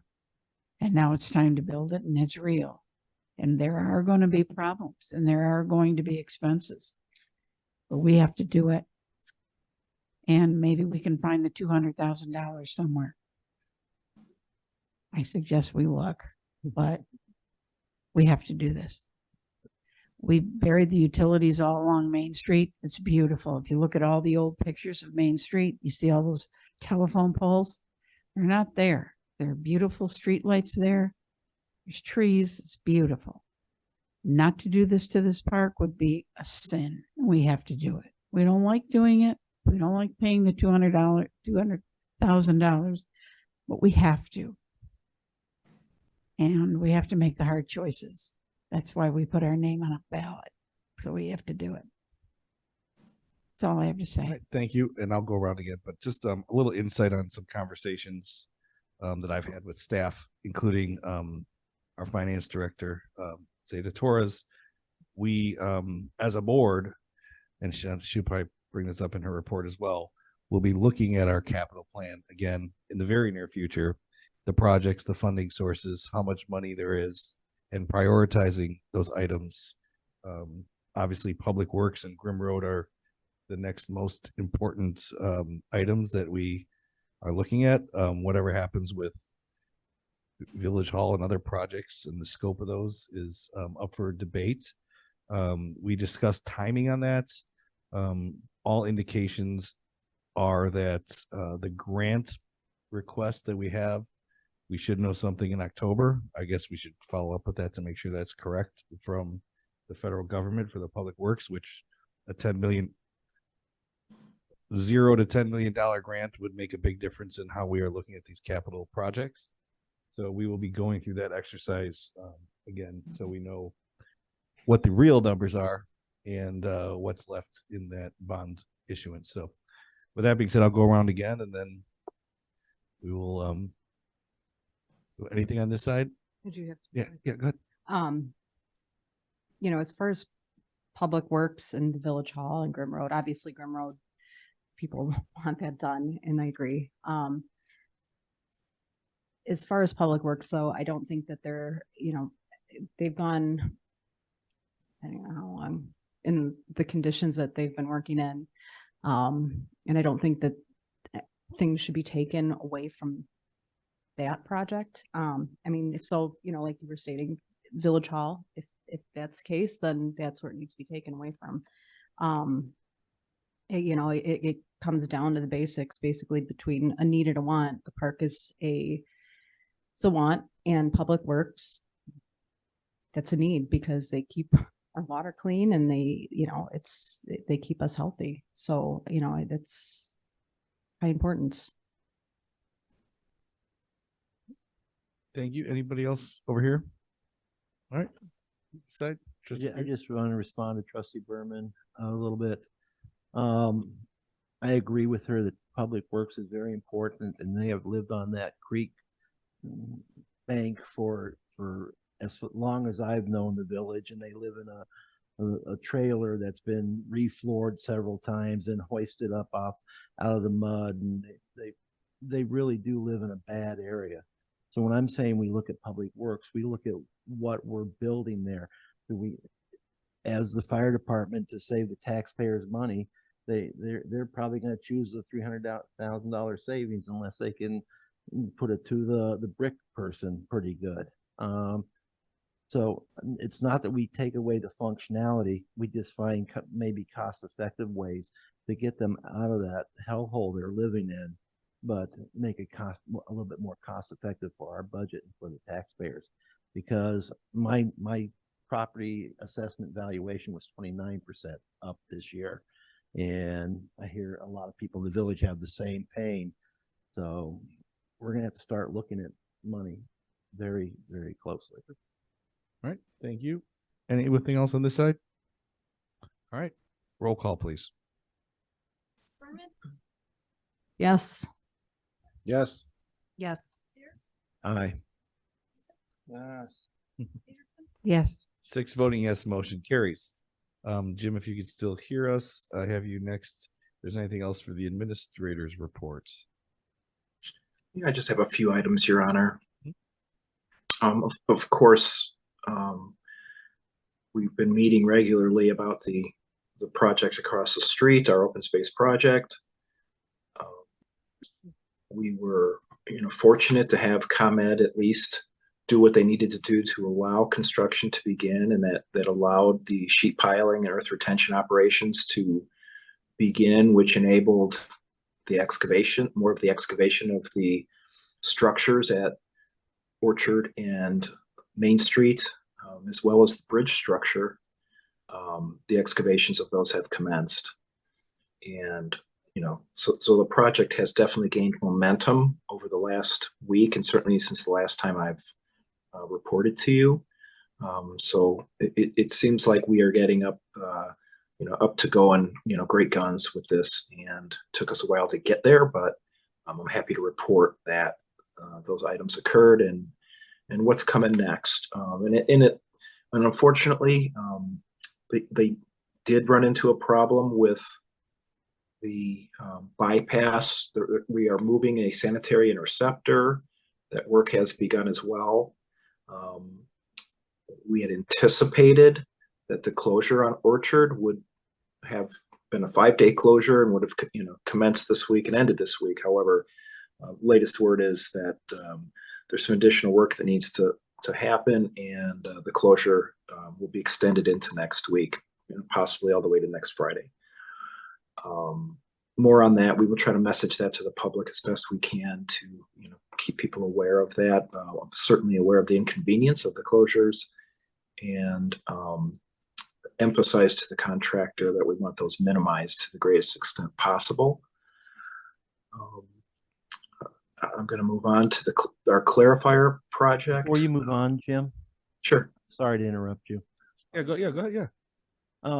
One thing I've noticed with the construction over there, high schoolers do not want to cross the road and walk where it's safely. I've noticed bunches of high schoolers walking along on 83 northbound right up against that safety barrier we have. And if you're coming down north on 83 and you come around that little curve, you can't see the high schoolers walking on 83. And I really am nervous that we're going to have some high schoolers run over because they didn't want to cross the road. We need to do better marking of do not walk on this side. Understood. Okay, then moving on, our clarifier project lingers and continues. The apparatus that was installed back into the clarifier, as you recall, we had to remove some apparatus to replace the floor. That apparatus was refurbished, and unfortunately, upon installation of that, the additional damage was noticed to the drive unit. That is being analyzed right now.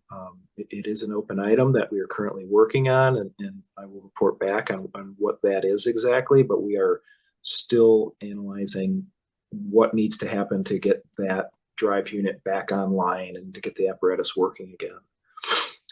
In addition, we are working with the contractor, about the floor itself, its elevation.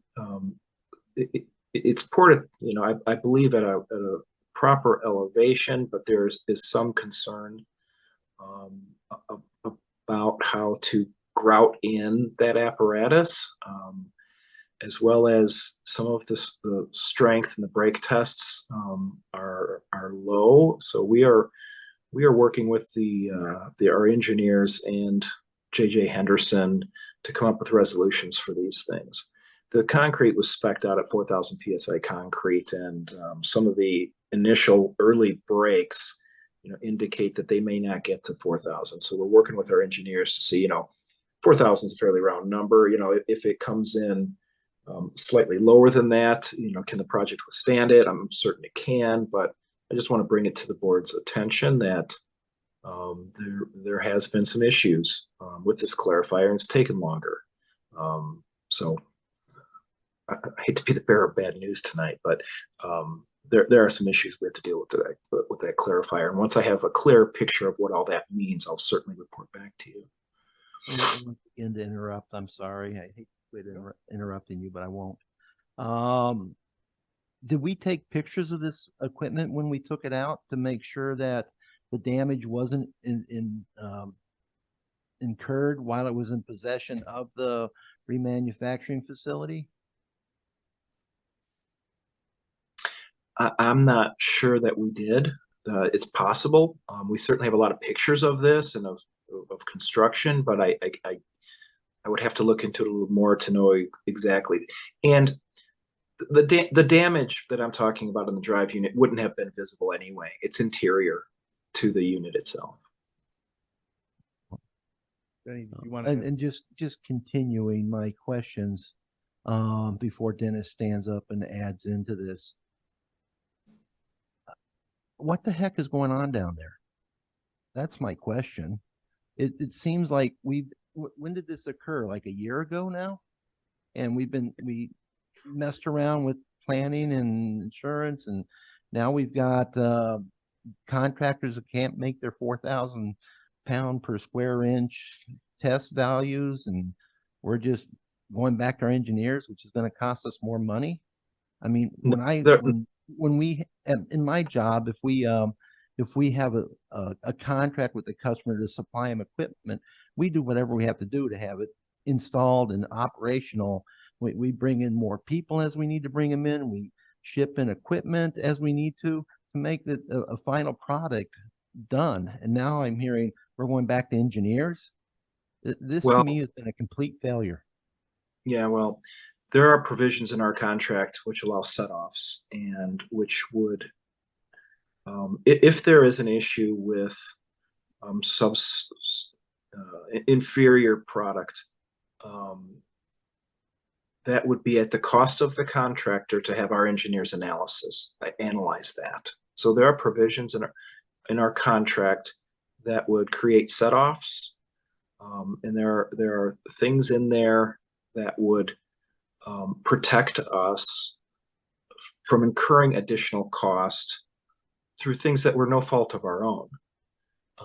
The primary concern is, is the contract structurally, is the concrete structurally able to withstand the loads that it's going to be, exposed to.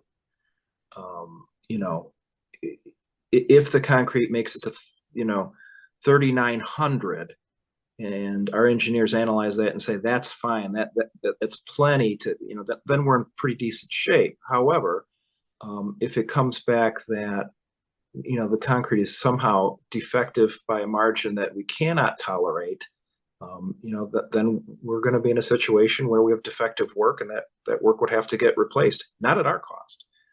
The timing is concerning, of course. It's been a long road. We've tried to accelerate this at every chance we could get. I understand the concern, but let's not make it worse than it is. It's something I need to bring to your attention. However, I don't think it's time to push the panic button or anything like that. We're still okay. But I'm here, and our engineers are here to ensure that when the thing is fixed, it's fixed, and we're not going to have issues moving forward. And we're going to make every effort to make that happen, and make sure the appropriate analyses are done, and the appropriate corrective measures are done to get a product that we paid for. So, that's what I'm working toward. All right, thank you. I'm going to move on to the quiet. Yeah, I unfortunately I do have a Are you few sure you items. want to? Yeah, go for it. Well, at least you can't throw things at me through the computer. The quiet zone. I've brought this up to you on my last several reports, and we've gone back and forth with CN and the county. The good news is Lake County has taken this project on, and they have committed to working with the ICC and the FRA and CN to do all of the improvements that are necessary, both for the approach, the drainage, the quiet zone. So I was very happy to learn that. We still do not have timing of that construction work, but it is being prioritized and done as an emergency project at Lake County. They are able to get a contractor on very quickly. I think that work is being defined and engineered now. And the position the village and the county are going to take is this is all due to the track adjustment, and every effort is going to be made to have any and all costs necessary to perform this work done by CN. I'm sure there'll be some pushback by CN, but I just want the board to know that Lake County has stepped up to the plate here and taken the lead on this project, and we're hopeful that still yet this fall that work will be completed, and to include potentially the quiet zone improvements. If at all possible, I would like to get the cost of that reduced. It's possible it gets picked up in its entirety. It's possible we have to share some cost. We anticipated a cost here, but we're going to do everything we can to get CN to step up to the plate.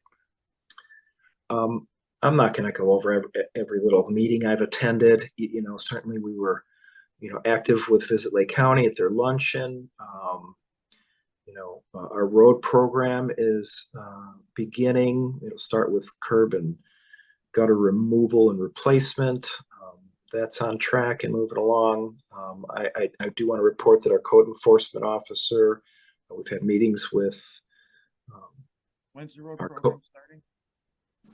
The road program is beginning just about now. I don't know if Dennis has an exact date, but yeah, the curb work should be beginning shortly.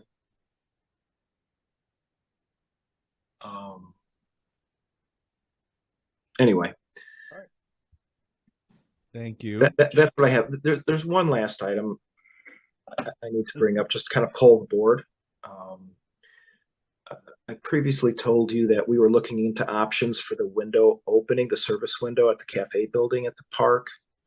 To progress there, I'd need to know if the board is interested to have us pursue the potential to, we had two kind of, small sideways sliders, similar to what you'd see at a drive-through.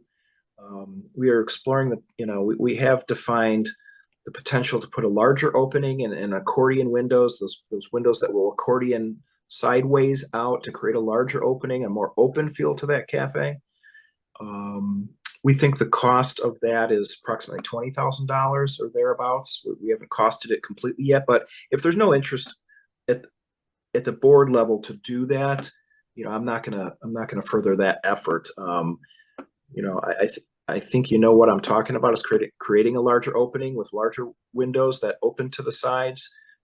I think that cost again is about a $20,000 addition, but after the conversation tonight, you may say, Jim, don't do anything that adds cost to this project. So I just want to pull the board if they're interested to have me proceed with investigation of that or not. All right. Well, I'll have the board members reach out to Jim and let him know in that regard. And maybe Jim, it would be helpful to circulate like just 2 photos so people can get a visual of what we're talking about. Certainly, Your Honor. All right. Thank you. That conclude my report tonight. Thank you.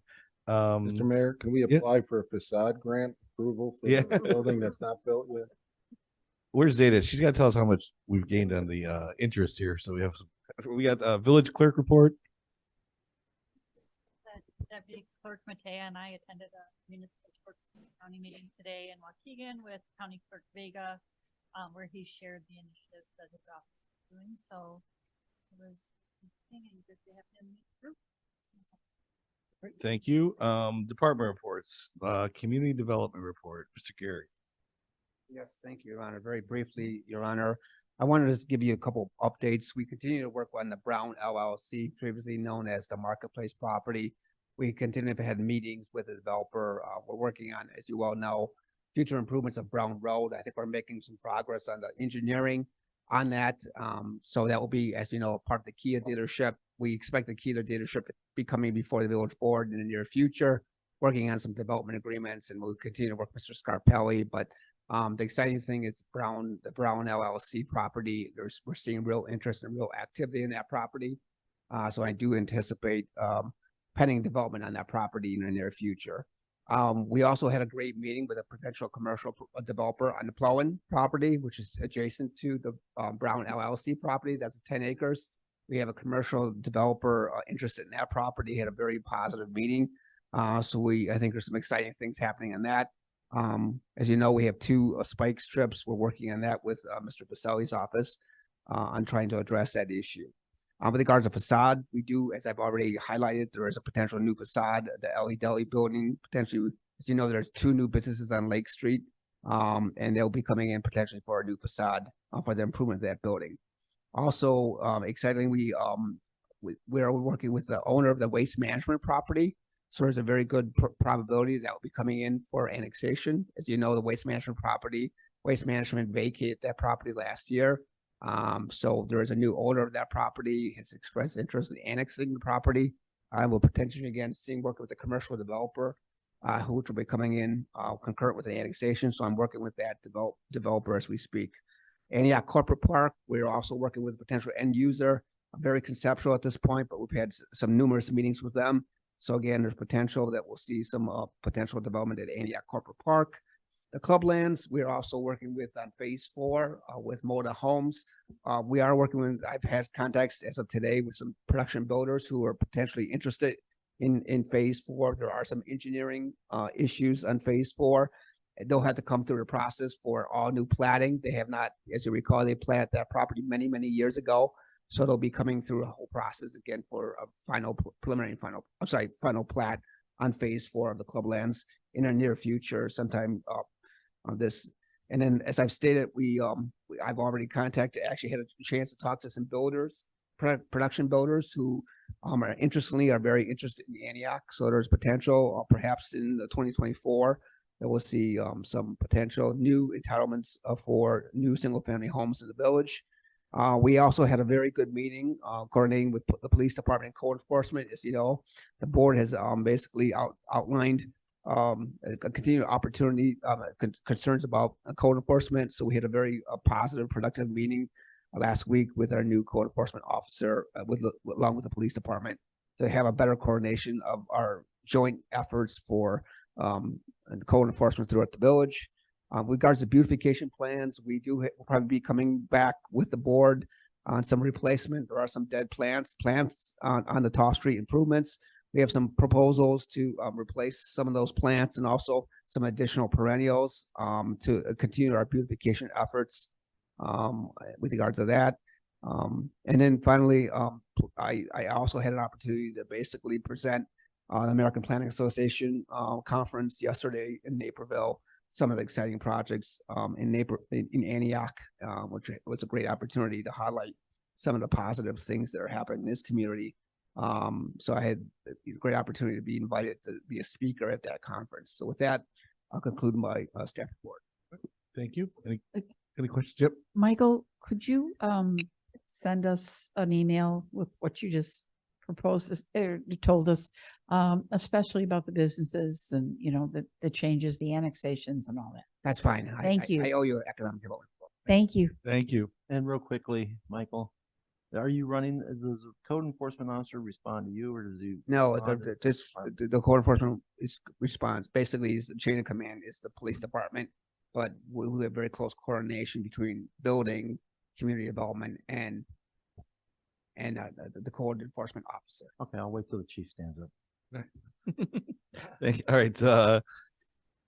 Next is Zeta Finance Director. She's on Zoom, I believe. Yep. Good evening, Mayor and board members. I can be present. I am sick, but I still wanted to present my report. The audit last time I presented, I let you know that the auditors were coming in to do the field work. The audit went well. I'm waiting for the draft of the audit. The intent is to receive it in the next coming days for me to review and then submit for a final draft. The hope is that the first meeting in October, I'll have the auditors in. As I'm listening to all the board members tonight, it's great questions regarding the capital plan and the concerns with the pricing. When staff submitted the budget last year, they did their due diligence in providing a budget. But as we know, the changes in the market and the pricing, and now we have some estimates. And I agree, in every community, I have seen change orders. That's a certain that's going to happen. But we need to be ready for those. And my concern is that the pricing has come up so high in comparison to the budget numbers that I will be calling 2 meetings. One of the meetings is to discuss the current capital plans we have on the table and to review the funding that we have that's available versus grants that we have no idea when they're coming in. So I think it's something that Administrator Kime and I need to do so that we can present to the board. This is your options on the table. This is the funding. This is what the estimates are, and set those projects in some priority. Obviously, the park is number one. I also want to do what I practice in other communities, that in October time, we take and we do capital projects planning for 5 years.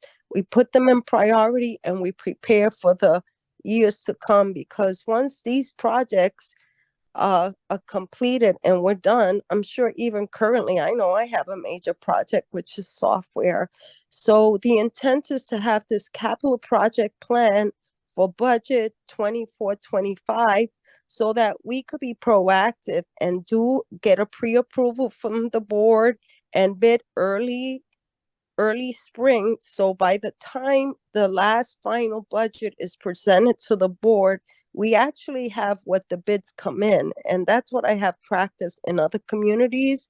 And I would like us to take a shot at that, so that when we present the final budget to the board, we say this is what the bids came in as, and then we make the changes in the final budget. My last item that I updated the financial reports, and another item that you will see in this month. After I meet with Administrator Kime, I will provide those estimate numbers for those projects that appear on the spreadsheet that I give you that says list of projects. It has the budget, it has the bond amount that's spent. I'm going to add another column so you can see what the estimates have come in thus far, to help you keep track and be aware that there's only certain funding we have, and you will need to make some choices, some decision on what's going to come first, because the math isn't honestly adding up with the way the pricing is coming in. No fault to staff. Everybody was diligent, but it's a sign of the times. That's all I have tonight. Right. Thank you. Welcome. Trustee Pierce. Zeta, I just want to thank you for making your report tonight. And I mean, you sound like you really don't feel well, so I appreciate you hanging in there. Next time, please just send me an email and take care of yourself, please. Thank you. I appreciate that. Thank you. Chief Gutchow, police report. Zeta, you can drop off and take some Theraflu or something. You don't need to stay on this thing. See if I can wear Trustee Pierce down a little bit here before we get to questions. I'd like to begin today's report by acknowledging the significance of yesterday, which marked National Women Police Officers Day. The occasion allows us to reflect on the important contributions of women in law enforcement, both nationally and within our own department. Nationally, the gender distribution in full-time law enforcement positions consistently hovered around 13% over the last decade. As we've had some conversations before, in our department, we strongly value the contributions and unique attributes of our women law enforcers. As an organization, we have continued to exceed the national averages in this regard. As we currently stand, a little bit over 18% of our police officers are women, and this number continues to grow. Furthermore, it's worth noting that many of our women officers hold critical high-profile positions within the department. I'm particularly proud to highlight that 60% of our detectives are women, with Audra Bonarati leading our detective division. Audra's dedication and leadership exemplify the professionalism and commitment of our female officers. This progress is a testament to our department's commitment to diversity and inclusion within the Antioch Police Department. We recognize the importance of a diverse workforce in building trust and enhancing our effectiveness as a law enforcement agency. We will continue to support and empower all members of our department to excel in their roles. We mentioned earlier, one of my most significant goals as chief is my commitment to the development of future leadership within the department. One of my early key priorities was to ensure that my staff has the necessary skills, knowledge, and abilities to excel in leadership roles within the department. And this week marks a significant milestone in this endeavor. Commander Garcia has embarked on his course of study at Northwestern's University School of Police Staff and Command as of Monday.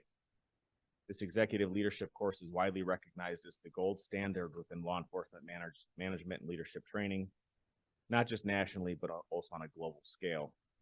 It's an essential program sought out by police departments around the world.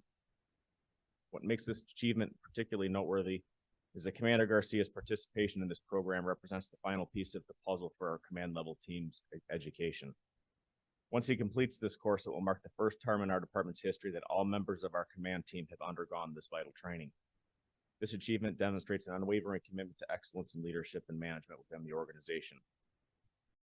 Looking ahead, it's my intention to continue investing in the future of our department by expanding access to this important training. We plan to begin incorporating the School of Police Staffing Command into the career development paths of our sergeants. This initiative will ensure that our mid-level leadership receives the education and skills necessary to excel in their future roles as leaders within the organization and contribute to the overall success of the department. I also wanted to take a moment to provide you with an update on an important matter that directly impacts our community and the department's operations. As you're probably aware, we are in the final phases of preparing for the implementation of some of the key components of the Illinois Safety Act, which is a refresher stands for the Safety, Accountability, Fairness, and Equity Today Act. One of the central aspects of this legislation involves new procedures for certain nonviolent crimes. The Safety Act brings significant changes to how law enforcement agencies, including our own, will be forced to address some of these cases. We have been diligently working to ensure that our department is well prepared to navigate these new processes effectively and efficiently.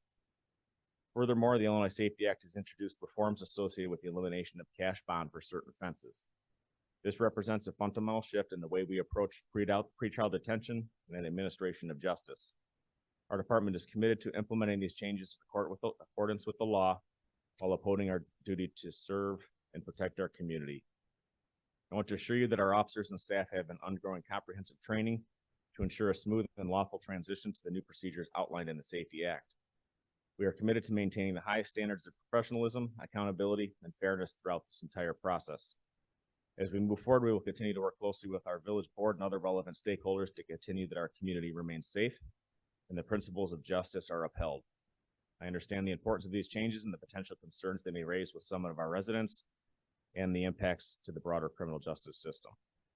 And lastly, I just wanted to make the board aware that discussions with District 34 continue regarding the potential for a future school resource officer within our elementary school district. Next week, I will join Superintendent Borowiak as their Board of Education's welcome community input at their next scheduled board meeting. With that, I'd be happy to entertain any questions.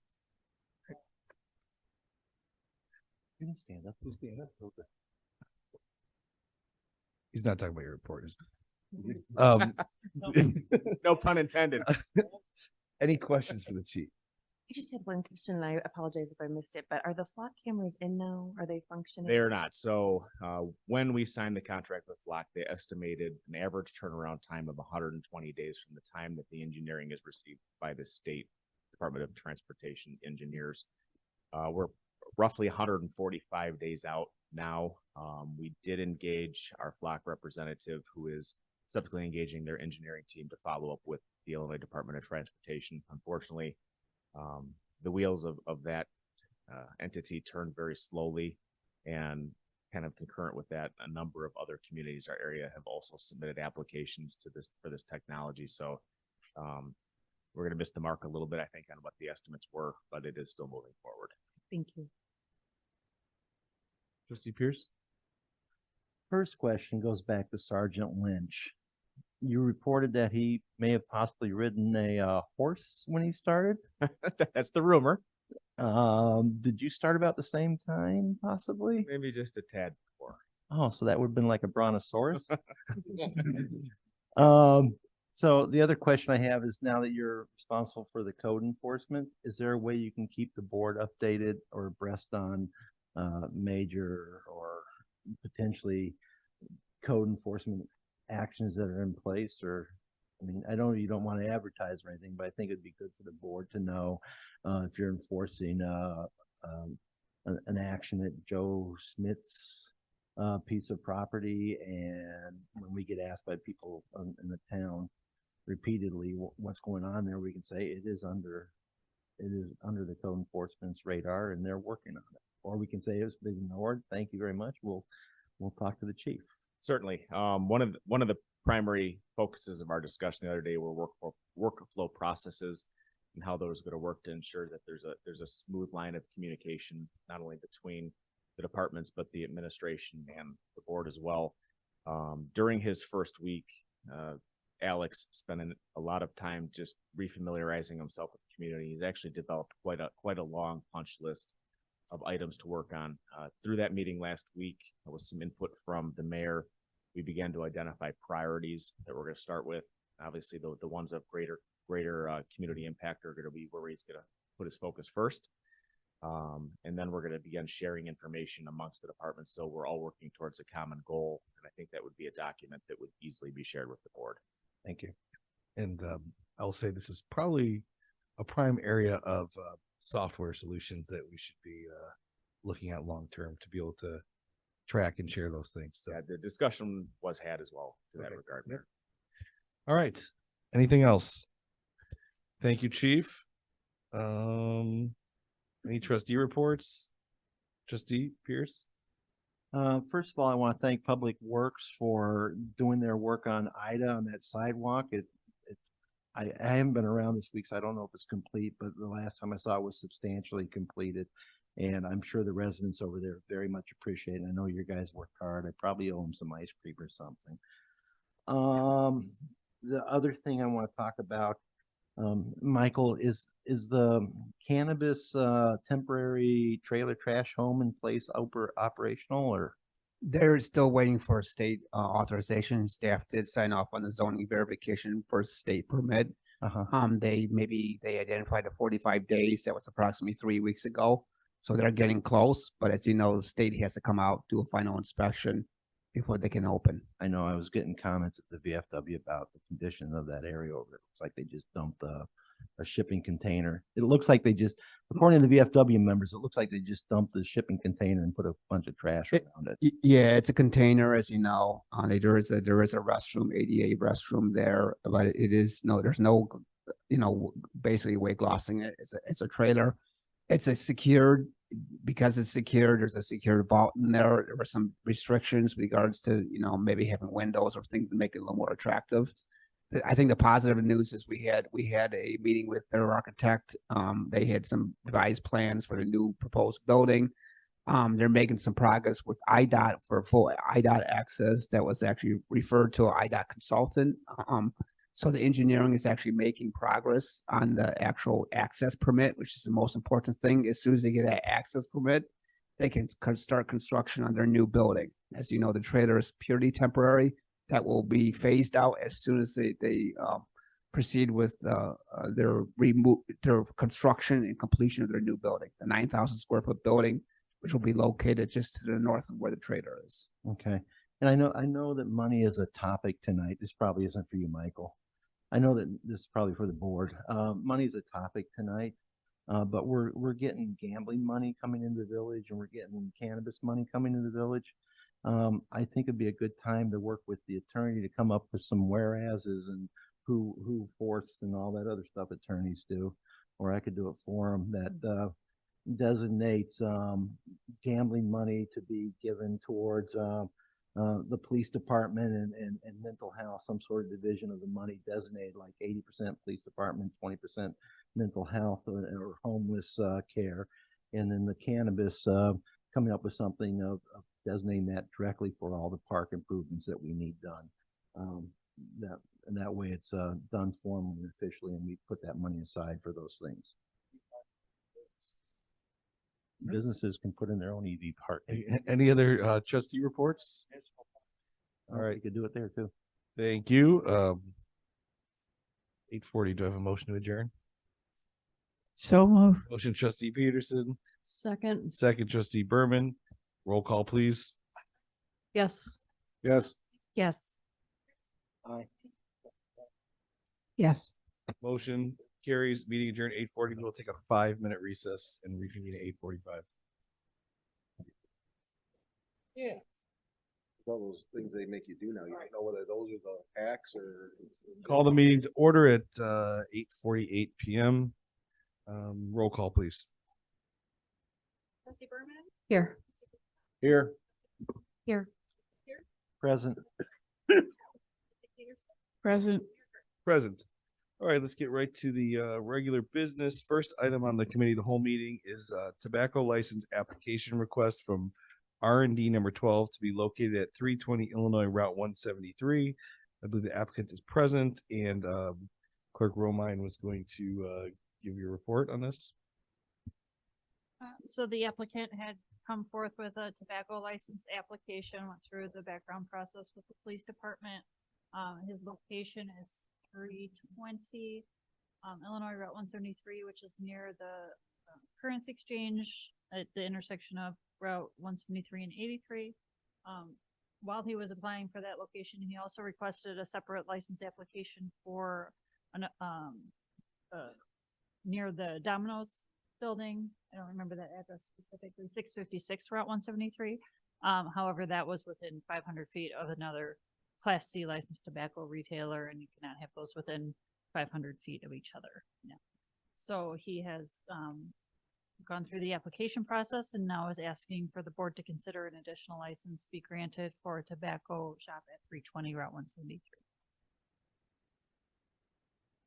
Is it next door to the liquor store? And the applicant is here to answer questions. Next to the currency exchange.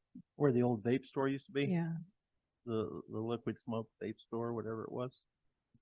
The vape store. There used to be a vape store there.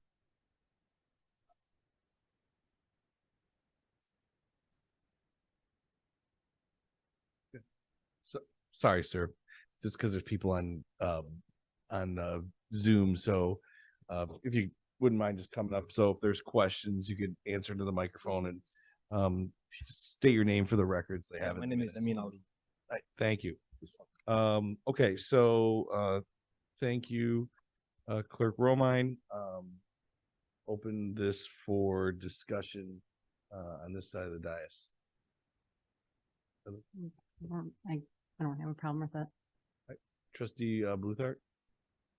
I'm gonna pass it this time. All right. One question I had, not for the applicant, but just in general, would be whether the board is able to put maybe parameters on what could be advertised in the windows and things, because I know it says it's 100 feet from a school, but I feel like high school's like right there. I don't know if we want, it looked like maybe marijuana paraphernalia you might sell and things like that. I don't know if we want that in the windows on that corner. I'm not sure what we can do as a board to restrict that. And then I just wanted to bring up for discussion whether we thought about maybe in the future limiting the number of tobacco licenses. I don't know what the other board members feel like on that. I'm not necessarily opposed to this one, but I just wonder how many do we need in the town? So just kind of an open talk. I don't really know where to go, but those were my questions, comments for discussion. Go ahead. Yeah, so we just recently changed the code, unless I'm mistaken, Madam Clerk, that says that every time there is a new licensee that comes in, the number adjusts. So it's capped currently at the amount of liquor or alcohol, tobacco, third time's a charm, tobacco licensees that are in operation. So it serves as a cap so that every applicant needs to come in before this board and the number adjusts to match it. So think of it as there's no open outstanding licenses that need to be filled. We are really capped. This would be just Correct. approving a new, okay. Correct. And just to add to that, we recently had a Class B, which is a primary tobacco retailer over on North Avenue who closed. I saw that. So they're not on the list that's included in your packet. So there's not that license available any longer because they closed their business. I noticed that. I was trying to do some research, how many we had, and I was looking, and I saw Smokies was not on the list. Yeah, but- Okay, any other discussion here or questions on this side? Move this side. So if I look at your pictures that you provided, it's basically an accessory shop for cannabis and tobacco and such. Yes, like babes, CBDs and glasses, scales, brandish for tobaccos, all tobacco stuff. It's basically like all tobacco kind of tobacco and smoke shops stuff. Okay, and there did used to be a liquid vaping store Yes, there. yes. In fact, the guy's a multimillionaire now, so he moved on from there to owning a couple businesses. So I do know that what was there. We have a store like this on North Avenue at 83. Is it still there? That's the one I think. That's the one that closed? Okay. So and the biggest concern I had with that one is they had according to my daughter at the time was in high school, that was the place you went to get whatever you needed. And I hope you're not going to be the place to go to wherever you need. For minors, we have like a smoke shops and we have a gas stations, and we never have a ticket because we have like a kind of system that if you scan any item, like it asks you to scan their IDs before you sell it. Okay. We have kind of system that we train all the workers for it. Right. So thanks God, until now we have no issue, like no tickets for under minors everywhere. I know Illinois and Antioch has gone in this direction, so I've got no other issues. Just wanted to verify this. Yeah, we have like a scan ID system. Okay. Thank you. Where's this picture? Trustee Mason. Those are in Juliet. Pardon me? Juliet. Juliet? Yes. So you're being close to the high school. The picture I've got is if you look at first picture, is you've got pictures of bongs, male genitalia. What is that? I'm sorry. You get pictures of bongs, male genitalia. I had to take my I camera. forgot. The picture was like 3 months ago, so I don't know what picture you're talking about. You get penis bongs. I know there is. I'll be right. I mean, I know, but You're next to a high school. to be honest with you, we got pornography ordinances.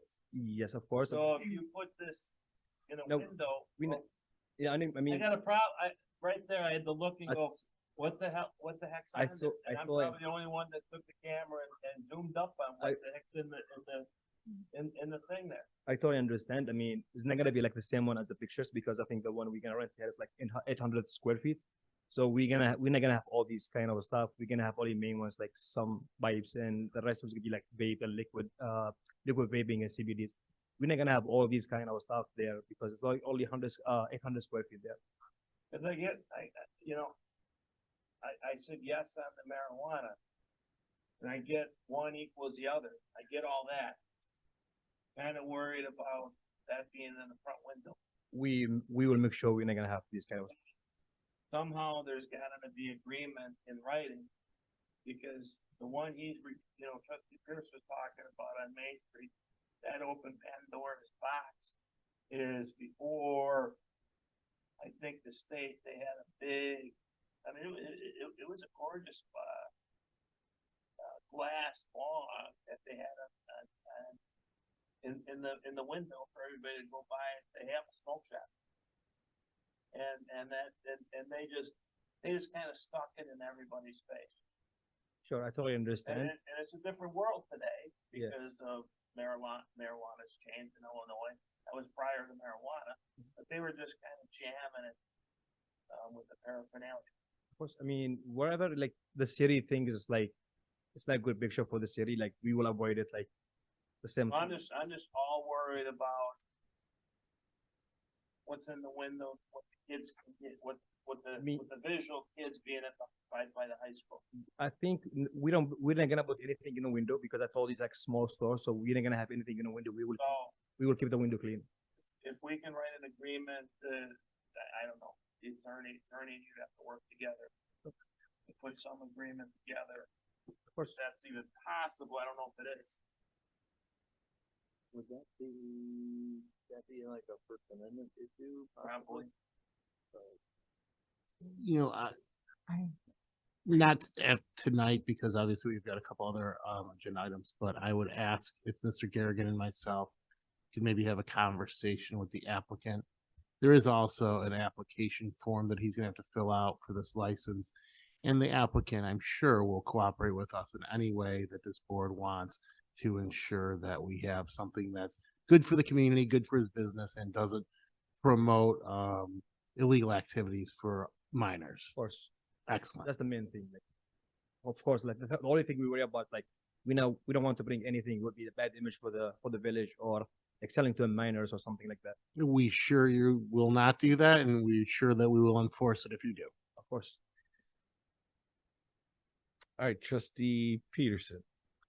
I have a problem with this being so close to the high school. I really do. There's kids walking around there all the time. I see them when I come into town. Right at 4:30, I'm coming in there and kids are everywhere, all over there, right across the street from McDonald's. I have a problem with it. I have a question. So I've noticed some of the local smoke shops or liquor stores, even though all smell like marijuana and there's this THC stuff or whatever is being sold at these smoke shops. Do you guys intend to sell those products? Like whatever is like allowed from the state and the village is gonna be like HCCC, I think they call it, and Delta 8, Delta 9, and Delta 10. I think those they are like allowed from the city, from the state. I'm sorry. Okay. So those kind of stuff. Yeah. Okay. All right. Other questions regarding this? I have just an informational request or question. What, is there an age restriction on access to this store? Or is it only on purchasing items in the store? Right. Yeah, purchasing. Only on purchasing. So to purchase a bong, for example, you have to be what, 21 or is it 18 or what is the age? 21. 21. That's what we know. It's 21. What is tobacco?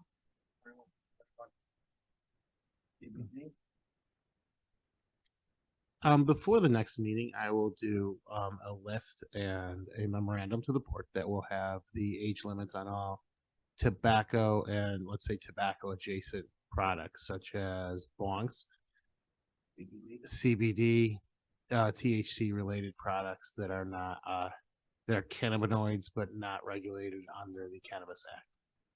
All right.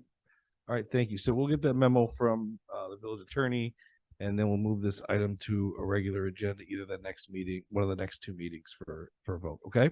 And we meet every 2 weeks, so it'll be within a month either way. Sure. Thank you so much. Thank you. All right. Have a good evening. Next item is discussion regarding employee handbooks amendments. Lori, again.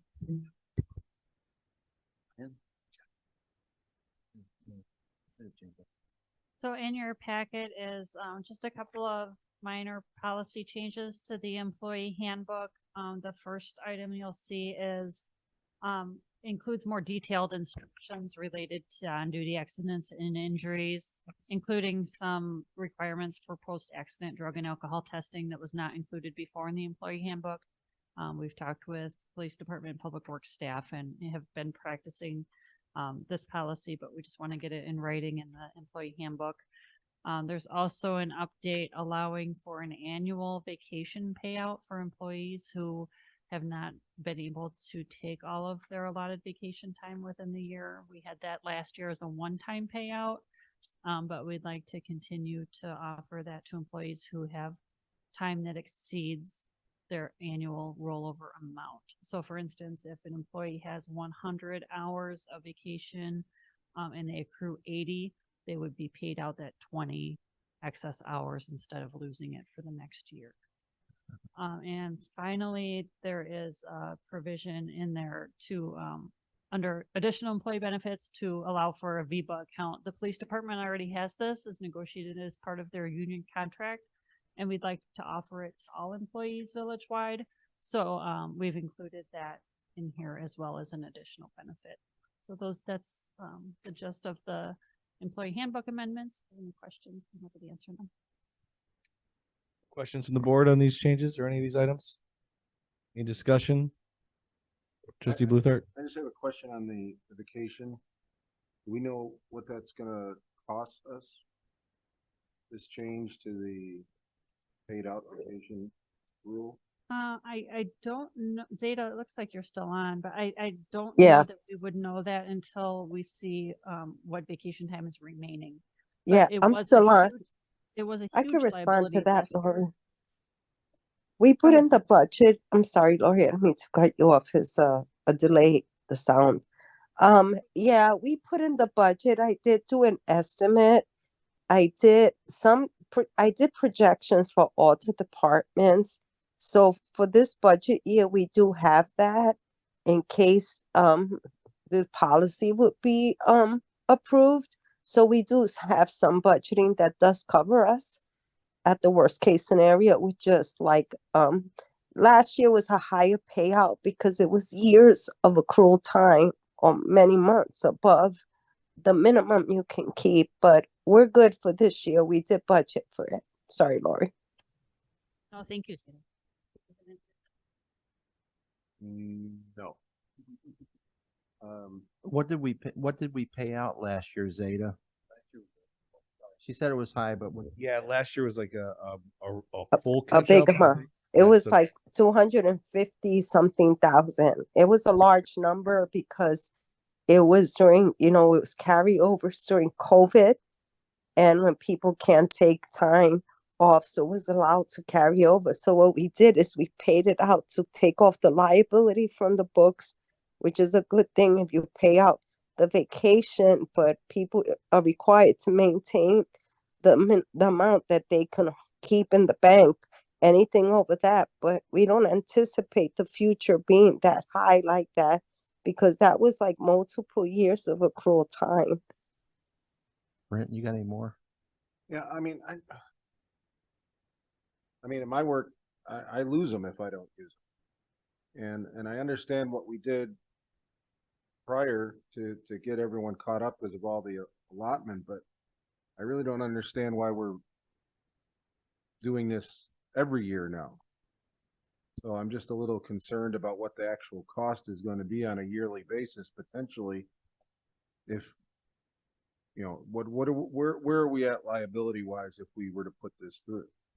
Because I'm not seeing any numbers to what this is going to cost us. Because right now they either take it or they lose it, correct?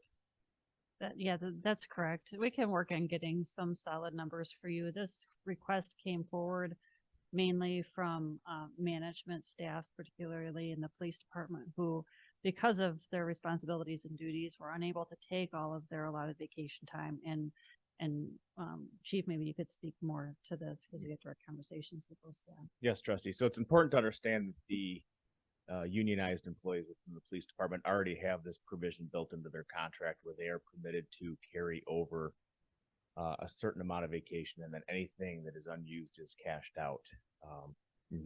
Well, a constant topic of discussion within the police department ranks has been steps that have been taking, for decades that disincentivize individuals from wanting to advance in their careers because there's added benefits within the union that they lose once they come outside the union and enter the command staff.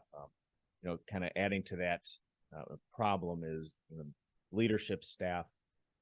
They need to be present, especially during the current climate we're going through. And it became a topic of discussion that with some of the trainings that they're being required to attend, some of the additional hours that they're being required to work, it's difficult for them to take the time that they're allotted. Quite realistically, if a policy like this was not to be implemented, we'd, at this point this year,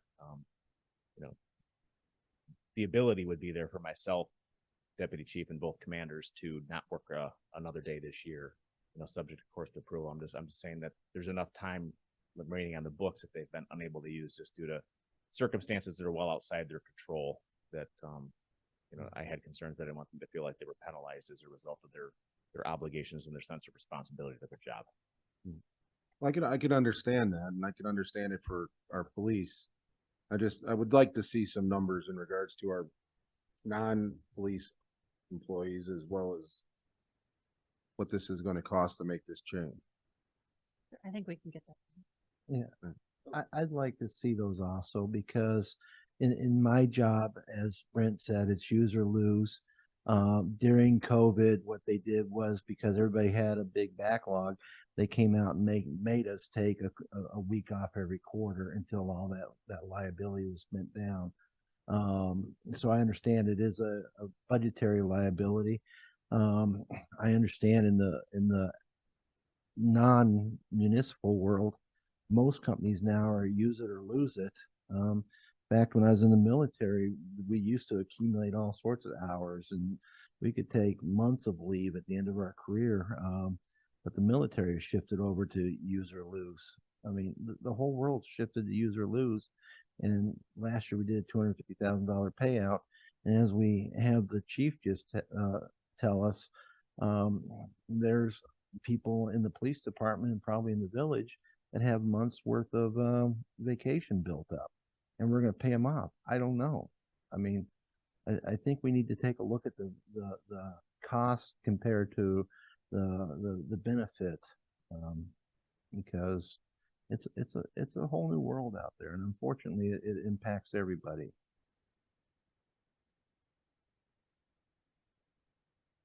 Question.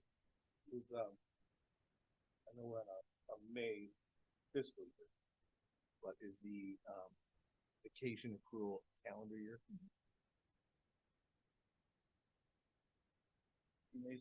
I never got it. I can't. Well, you got to work first. To your point, Scott, you said non-municipal. I don't work for a municipality. I work for a township government, but we lose it if we don't take it. So even personal days, we lose them if we don't take them. So this is does not look like it's going to the regular meeting next time. It looks like there's some background numbers and some questions. So let's get that done, and let's continue this to the next committee of the whole meeting. So Legally, can we make it for police officers and or exempt police officers from it, or how? Was there ways of breaking it down, or does it have to be all employees? Or so Brent, something that I learned in this position, and so it may not be is you know, I think what Jeff's speaking to is, you know, anybody under commander or sergeant are unionized, so their rules are different than the 5 to 5, 6, 7 people at the top. So the ones, the people that come into the top command staff don't get the same overtime or vacation rules as the unionized people, and that's kind of where the discrepancy is. Is that right, Jeff? Yeah, all due respect, the board, the climate is being created where individuals and current sergeants are beginning to have conversations over the fact that I don't want to become a commander in this department. Fiscally, financially, it's not incentivized to them. Workload, it's not incentivized to them. Time away, being on call 24/7 during times they're not compensated. They continue to slide backwards and regress in the number of benefits that are allotted to their subordinates that they lose by coming out and trying to continue to serve this community in a higher capacity. All right, so we'll continue this discussion again, questions, but there's probably some other, there's probably discussions regarding compensation for those higher level officers to see if that makes up a difference or how this vacation stuff plays out. But I think we got to put together some numbers for the next committee of the whole meeting. Just to add, I know that the public or the private sector had been brought up about, you know, you use it or lose it programs, but there are a number of trends nationwide in the private sector where they're doing unlimited vacation days also, where you get as many as you need throughout the year, but you don't get paid out when you leave. So that's another trend that's in the corporate world. I haven't seen that. They can go to the corporate. All right, so then we will put item number 2 over to the next meeting for further discussion once we see some of those numbers.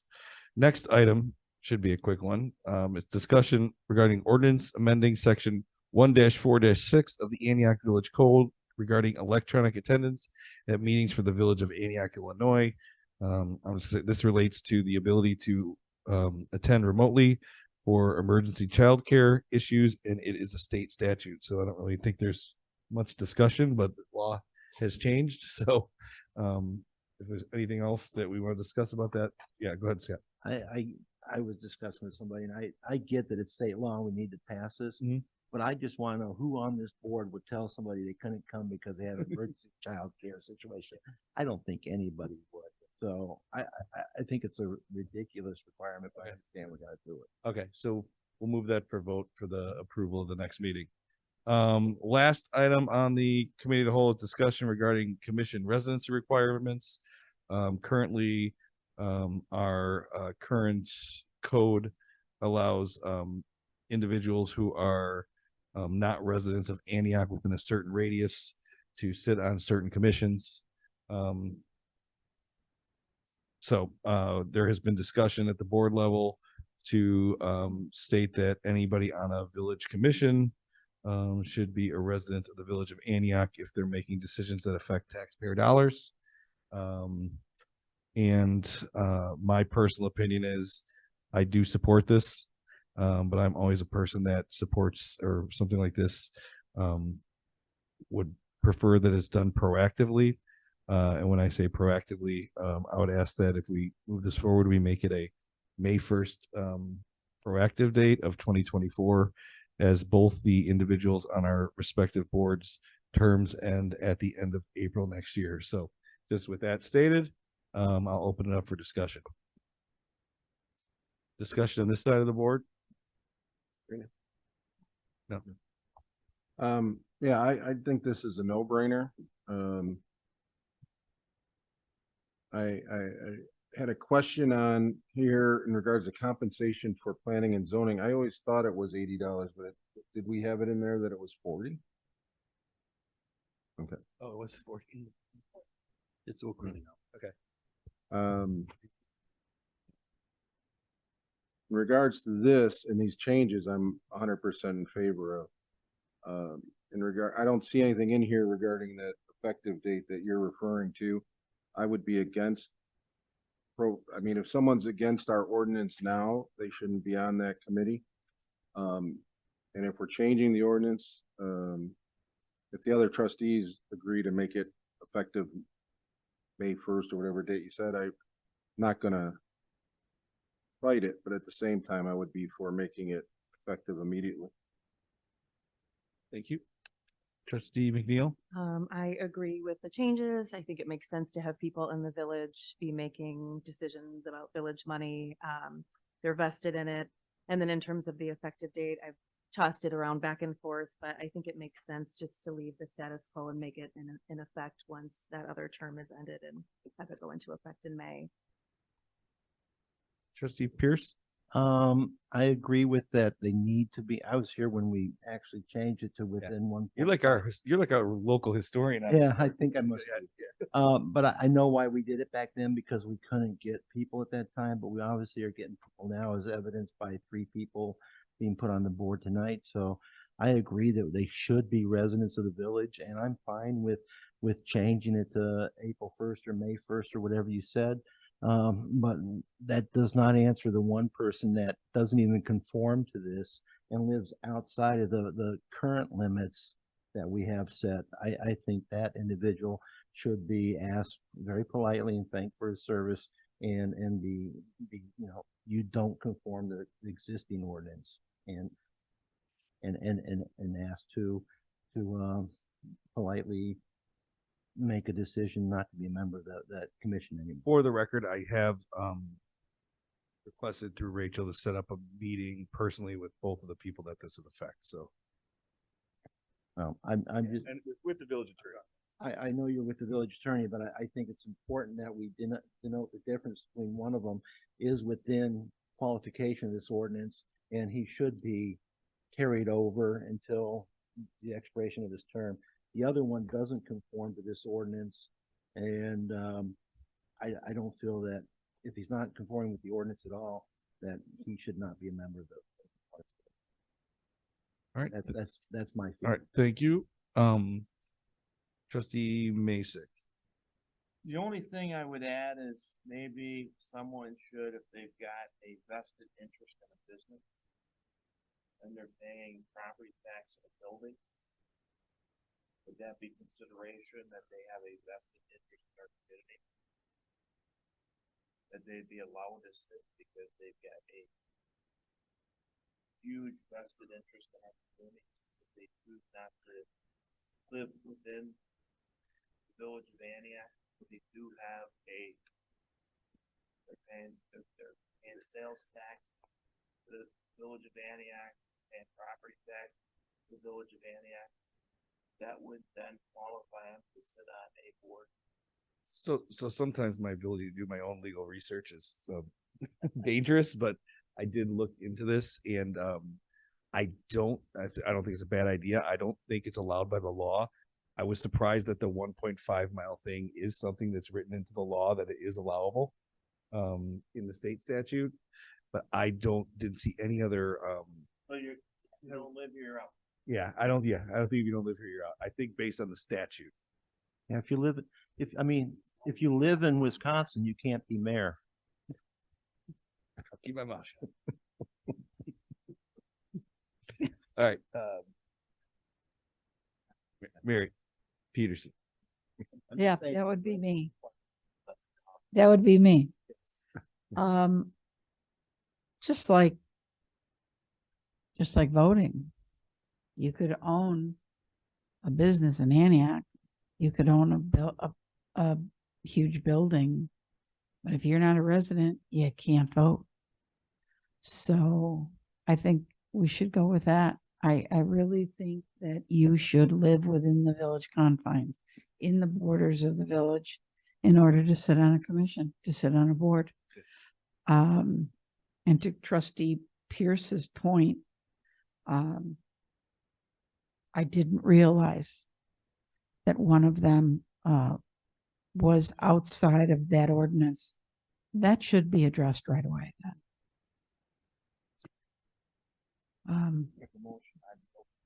Well, we can't make a motion here.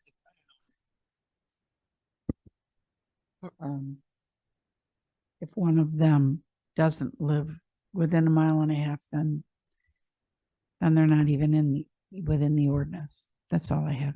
All right, so I'm going to ask this be moved to the village board with a effective date of whatever the last day of April is, or May 1st, with the discussion between village staff, the attorney, regarding the current mileage and what, do some fact finding and look at that. So put that on your plate, Jimmy. Understood. Thank you, Okay. Mr. Mayor. All right. And I just want to reinforce that the one who doesn't conform per you also doesn't conform to state statute.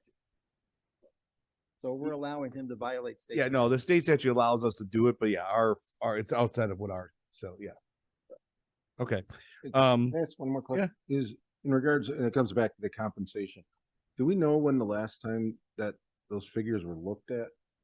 Like adjusted? As the park commission makes 80, right? And the planning and zoning makes 80 a meeting. When was that set at 80? When's the last time? Our historians right here. And two historians. Yeah. I mean, we're trying to look at ways of saving money, but these people do put in a lot of work. Is this something we want to look at possibly adjusting as we move forward? I mean, we could look at what other communities do around here and kind of get a basis of what, surrounding. I would be interested to see if where we're at on that, because they do put in a lot of work. It's not that I want to throw money out, but I'm just saying that might be something we need to look at. All right. I think I lost my place here. I believe that's it for the regular business. I did have an email request for executive session regarding personnel.